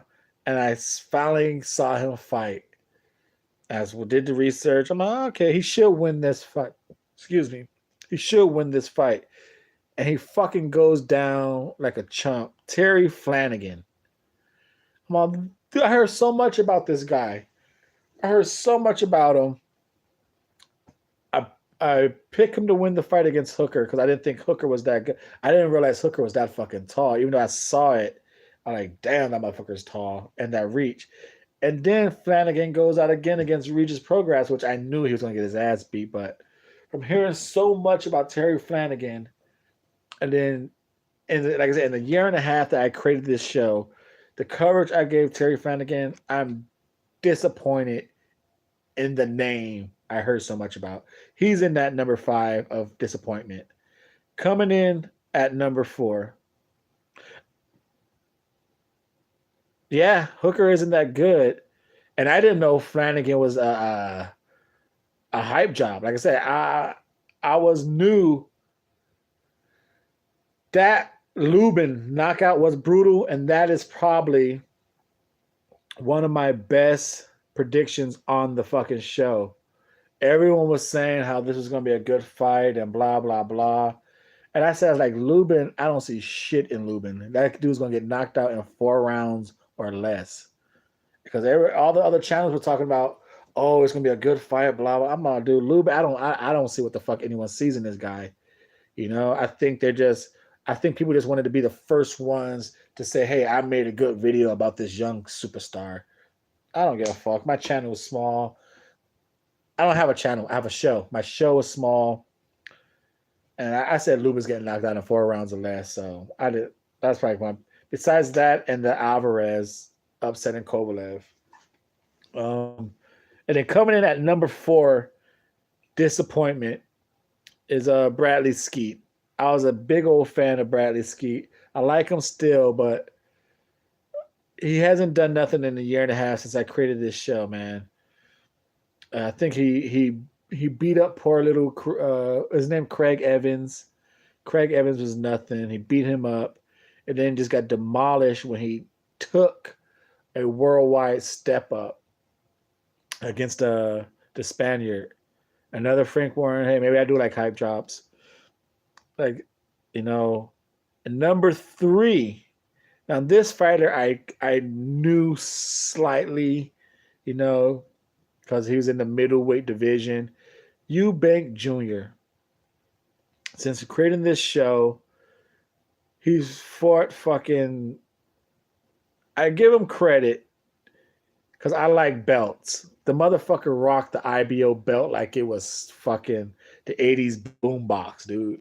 He had that shit on his shoulder, going from fucking supermarkets, sitting on the front steps with his IBO belt, like, yeah, bitches, look at my IBO belt. He was rocking it like it was a fucking double tape cassette boombox, you know?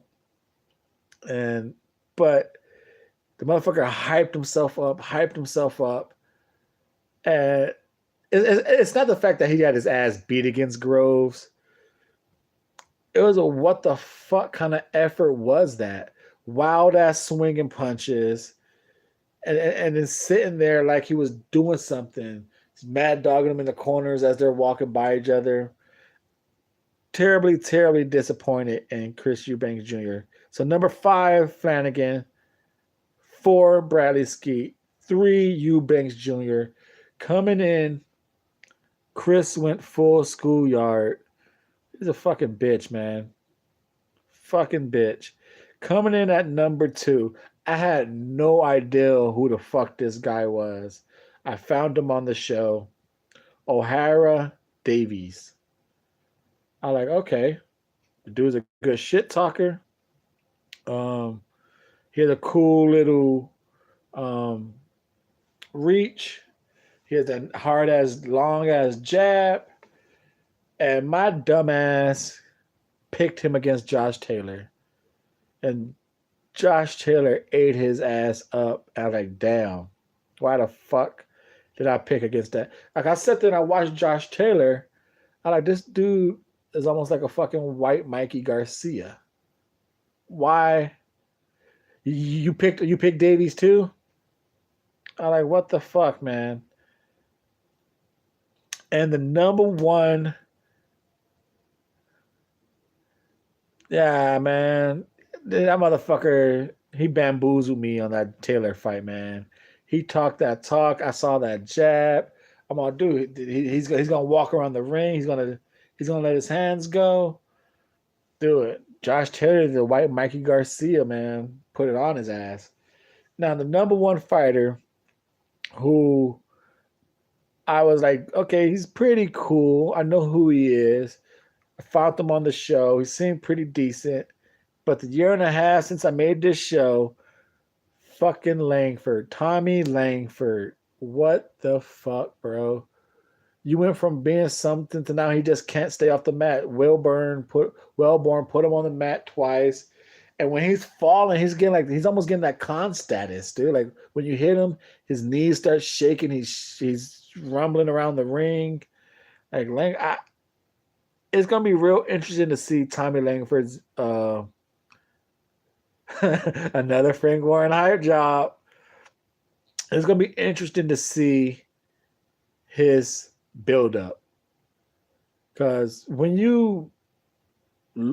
the first fight was close, but the second fight, I think Wellborn just beat his ass. It wasn't as good close.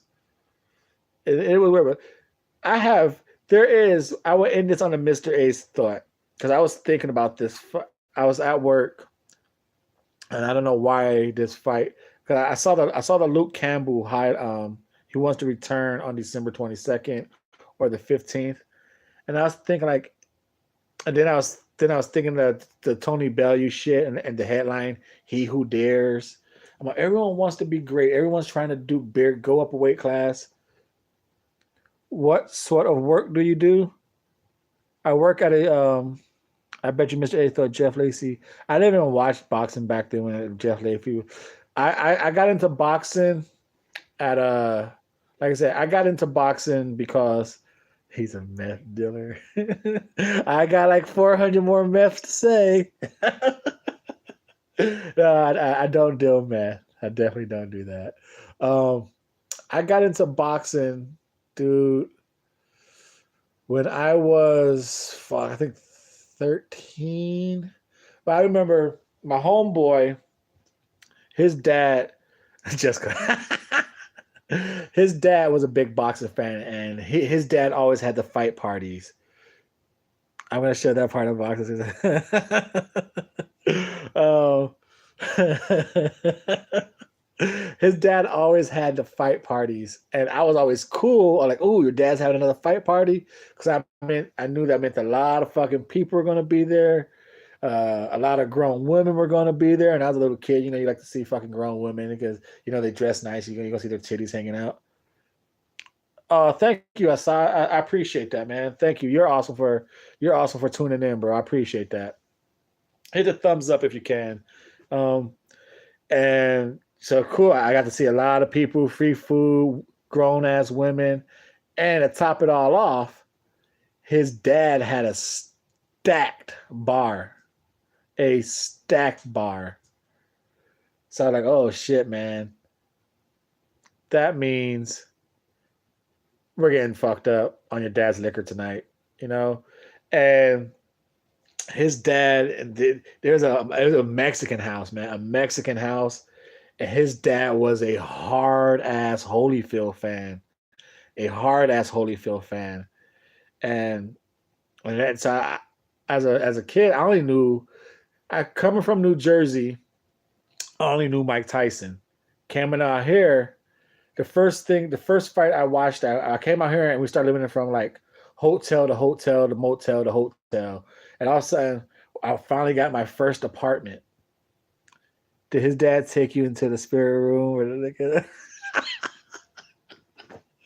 No, you fucking pervert. Oh, man. You know who did show me? It's going to sound weird, but no, it wasn't no fucking sausage in the den. But I'll tell you a little crazy side story after this. His dad was a hard ass Holyfield fan. And that's when I'm like, okay, Holyfield's pretty fucking cool. I started liking Holyfield. And all of a sudden, the build up for Lennox Lewis and Holyfield was happening. And his dad's like, oh, he's going to fuck that English motherfucker up and blah blah.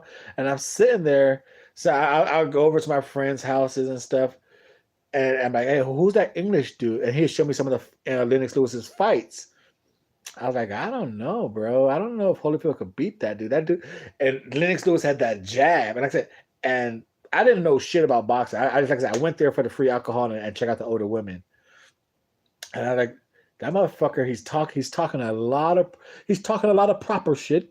I'm gonna whoop his ass. Like he's talking proper shit. He has that jab, and he had the cool little dreads. He just had a cool look to him. And I'm like, and I told him I was like, hey Sam, bro. I don't think Holyfield is gonna beat Lennox Lewis.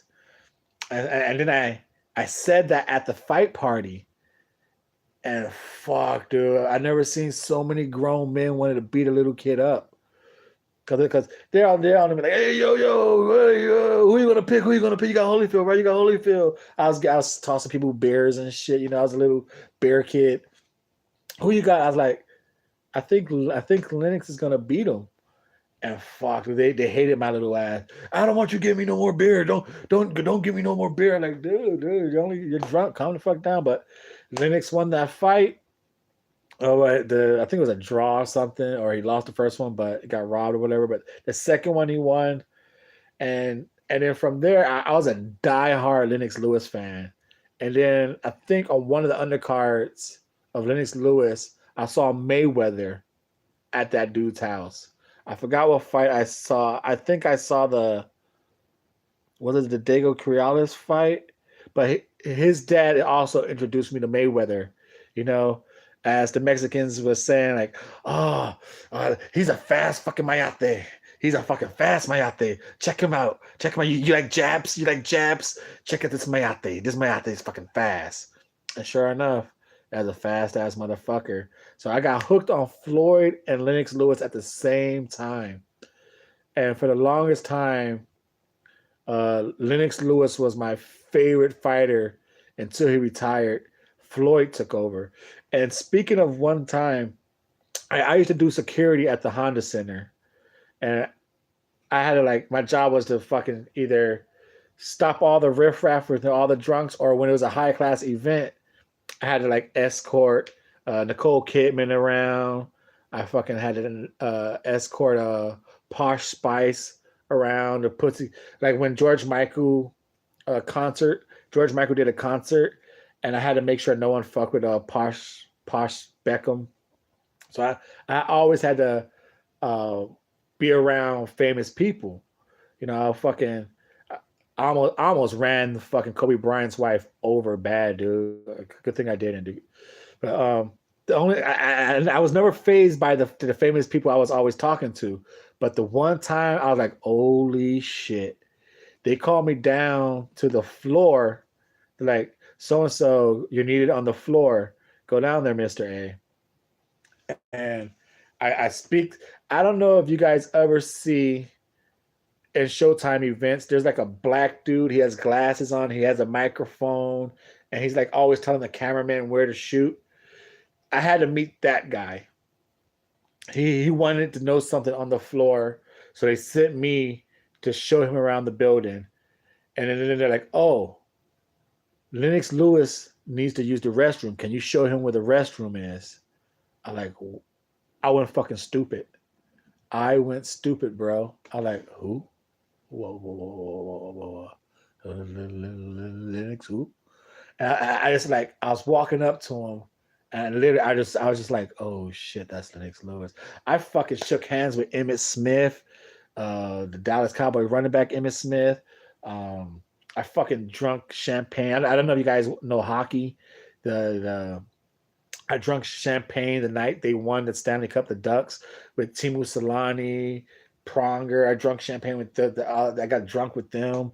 I met a lot of fucking famous people, bro. Talked to them, but when I saw Lennox Lewis, that was my one time ever being shell shocked, frozen. And when I get there, we know hockey, but we think it's trash. It paid my bills, so I became a fan for 3 years, and it was kind of cool because I go to Lennox Lewis, and then he gets a phone call, and the motherfucker don't even have to use the bathroom. I was like, dog, because I was gonna ask him for an autograph. I was gonna take a picture with him. I didn't give a fuck if I got fired. That's one famous person I wanted a memory of. I wanted something of him. I didn't want no fucking sausage in the den. What's your question, my friend? What's your question? And don't. It's not sausage in the den. What do you do for work? You got cut off before. Oh, no, I got cut off last night. Fucking I was doing it, and my friend missed his fucking Uber ride. He's oh shit, and he doesn't have a phone. Yes, Diller. And I had to cut it off so I could give him a Uber. If you guys know, I don't know if you guys know what Uber is, but I explained it what the fuck Uber was. Well, what's your question, my friend? What is your question?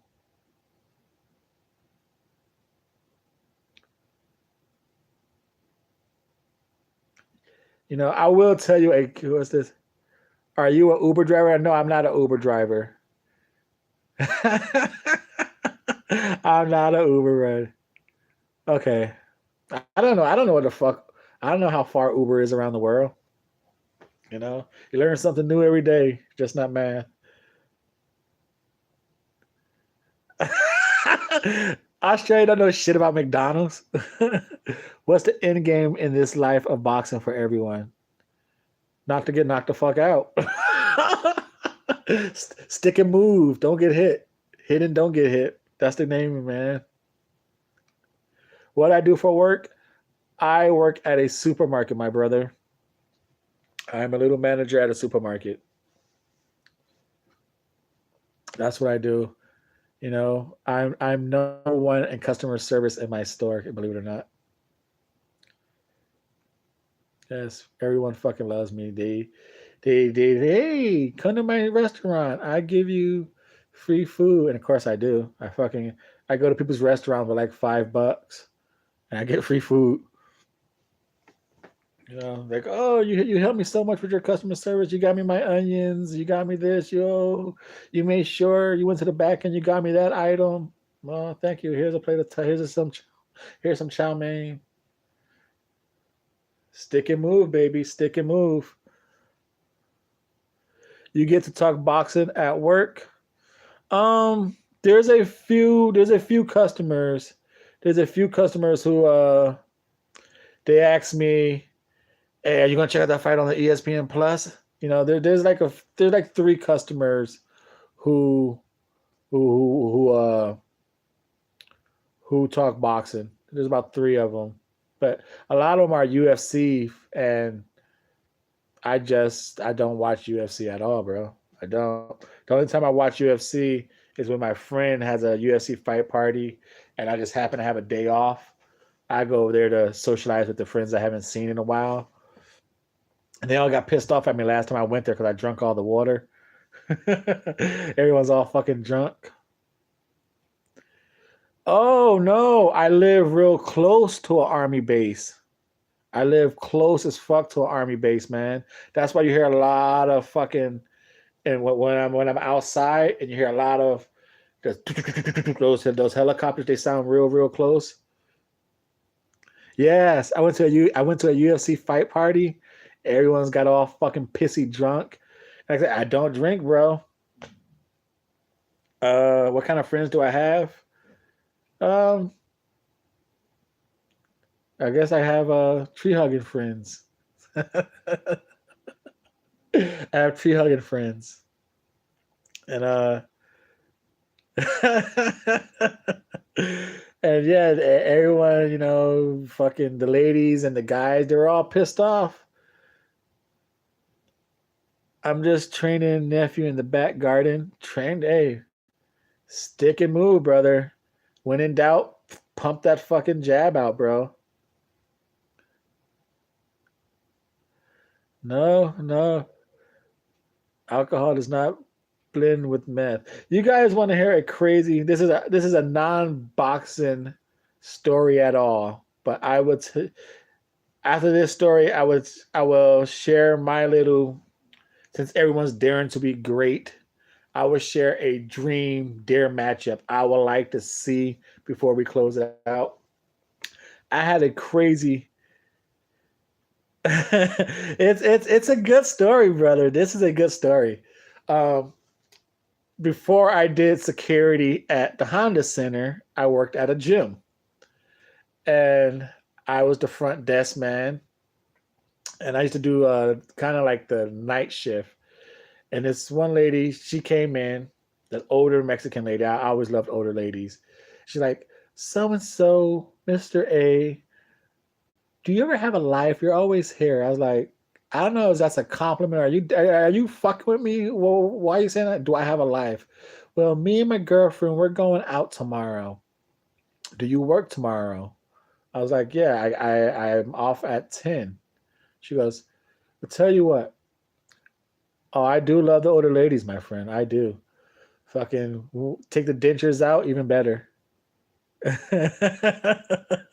Some lady asked me about the fucking stock room. That's crazy. Mr. A, maybe one day you'll get to hear about me and my nephew. Maybe one day, my friend. I like your positive thinking, though. I like that. So she's all like, me and my girlfriend, tell you what, bring your clothes to work tomorrow.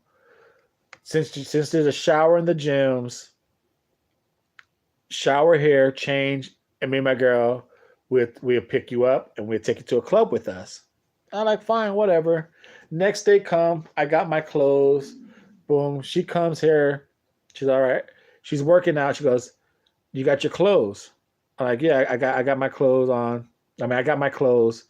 She goes, all right. I'm gonna go. I'm done working out. I'm gonna go home. I'll be back in 30 minutes. You're off in 10 minutes. Shower. Me and my girlfriend's gonna come pick you up. She comes back about 20 minutes, 25 minutes later with her girlfriend. She's like, are you ready? I was like, okay, I'm ready. She goes, okay, sit in the back. I open up the van door.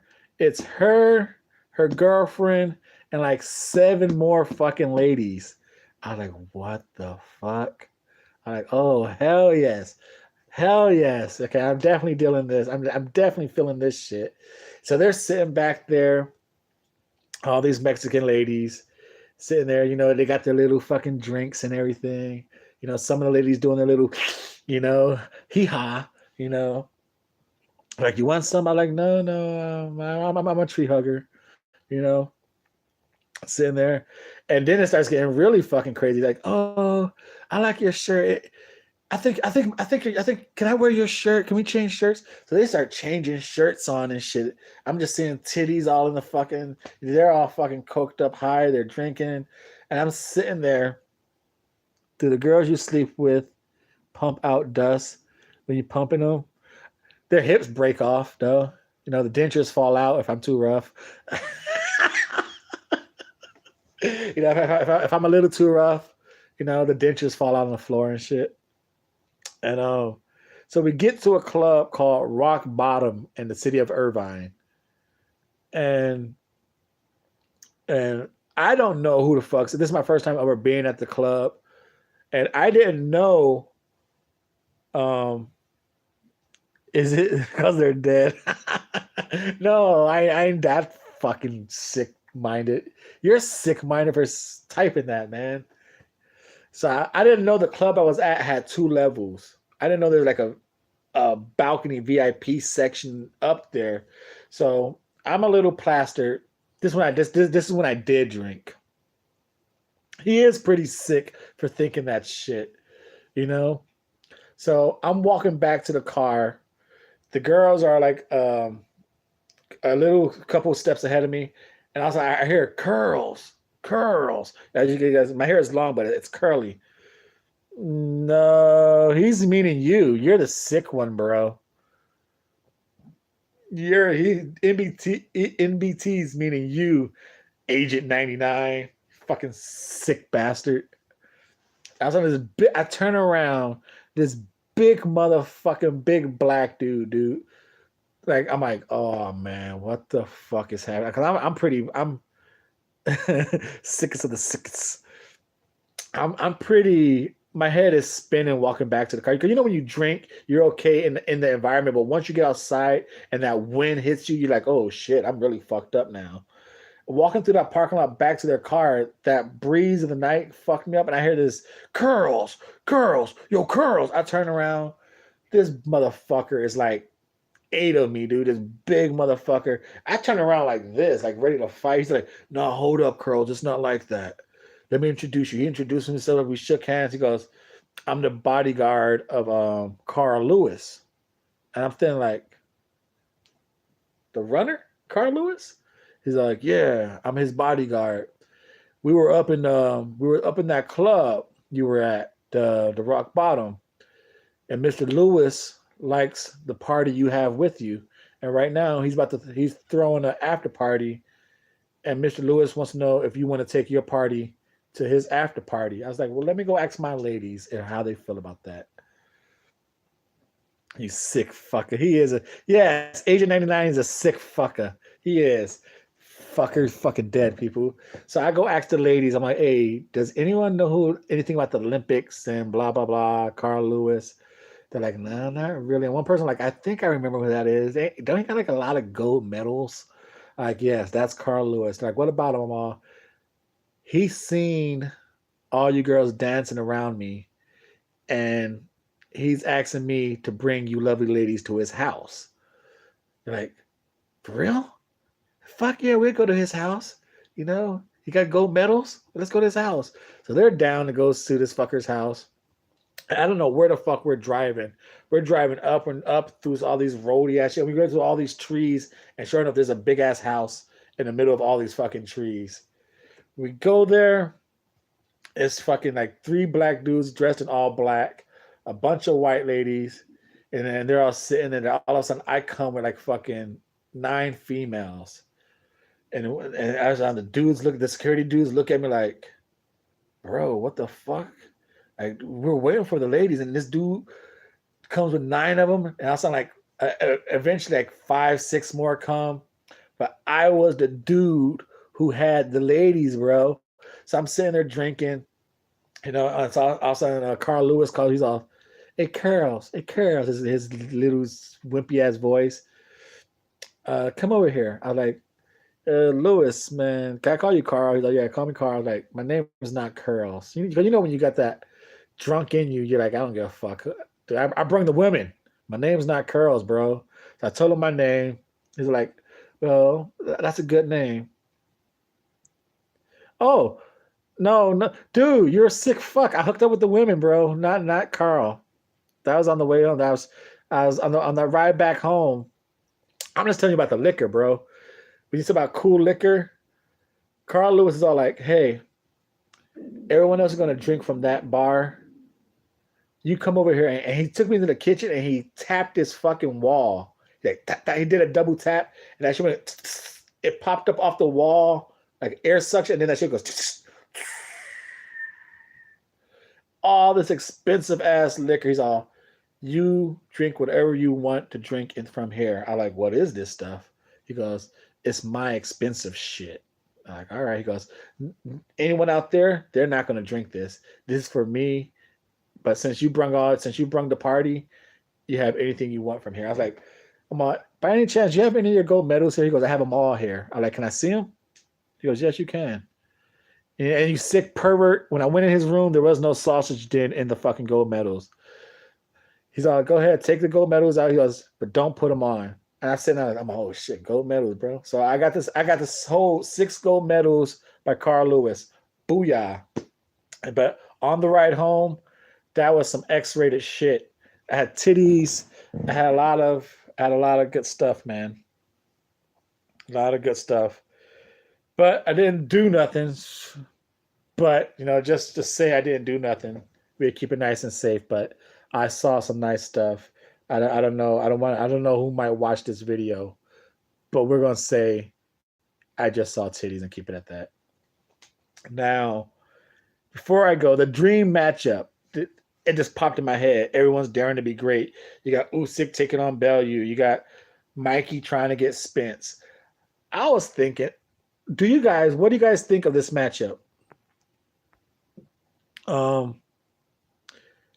Cool Hand Luke taking on Josh Taylor.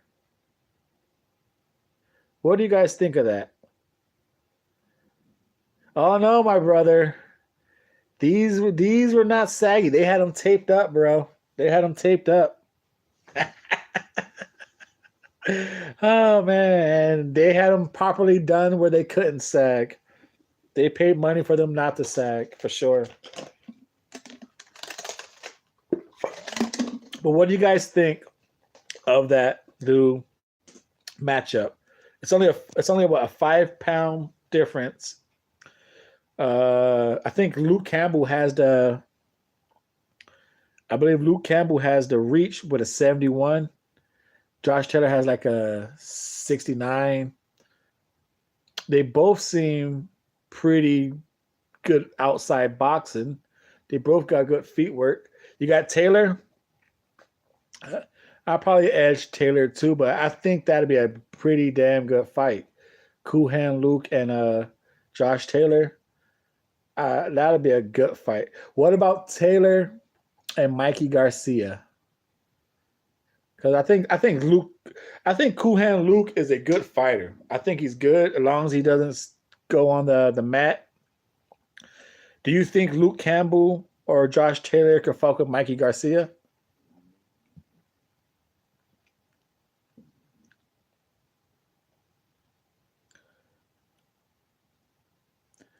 Yes, yes. I thought that uh Garcia's gonna be the same Garcia no matter what weight he's at. Whether he's 135, 140, 147. Garcia is Garcia. The weight's not gonna change Garcia.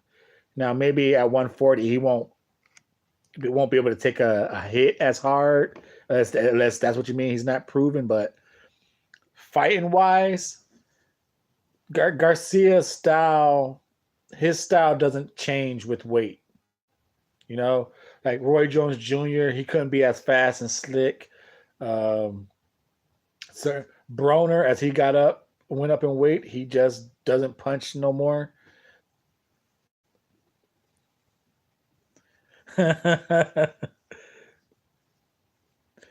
And I'm talking about his fighting style. I don't think the weight. I should say, I don't think the weight is gonna change Mikey offensively.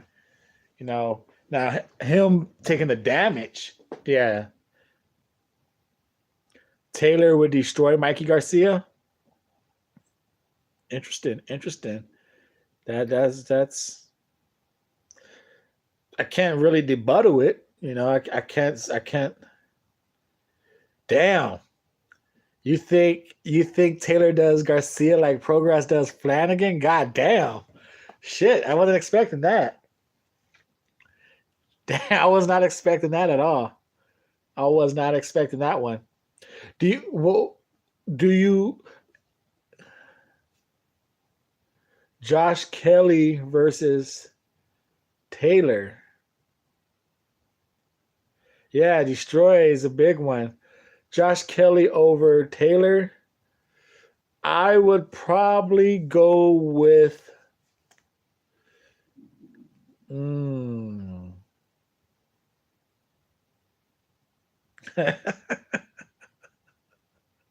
You're crazy, man. You're crazy. Well, it was already discussed in last episode, man. NBT is an intercontinental champion and he kicked my ass already, dude. He's a fucking champ.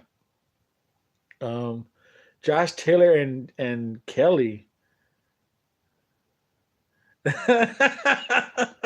Destructicons. Fucking NBT is a distraction. You think Mikey's overrated? 1,500 predictions. He never got one. Oh man. Wait until season 3, baby. Season 3 of the Double RT Boxing Show. I'm gonna be fucking 100 for 100. You see. You see. We got one more month, or maybe there I go with fucked up math again. We're in November. Yeah, after December, season 3 kicks in. You want to eat those words, MBT. You will eat those fucking words with peanut butter and jelly. No milk. I'm savage like that. 100 for 100 wrong. Go fuck a dead woman, you pervert. How dare you say 100 for 100 wrong? Absolutely nonsense. Ah, bro, you're not on low. Oh, it's coming. Season 3 is coming, brother. January 1st, season 3 of the Double RT Boxing Show. You know, and that is it. I'm going to sign off, folks. Thank you for tuning in. Thank you, guys. We are up to 3, a solid 3. That was a nice solid 3 for a long time. It went up to 5 for a quick second. Every time he got one right, I got one right. When he's wrong, I'm wrong too. But apart from the draws, I'm always up. No. Does like Campbell. Luke. What about Luke? Always. Thank you guys. Thank you guys. And again, for the people who's gonna watch this on the replay, you can follow the show on Twitter at RRTB Show. I break hips, bro. I break hips. Peace out, Mr. Australia. Peace out, my man. Be safe. I know and I think it's like almost a late time over there, so be safe in whatever you're doing. Everyone be safe. The people who watch this on the replay, if you're a new viewer and you stood for this 2 hours, thank you. Support the show. Subscribe. Follow it on Twitter at RRTB Show. I give like a 10-minute notice when we're going live. Peace. Peace out to all the people who watched and came in. Thank you, guys. Mr. A is out.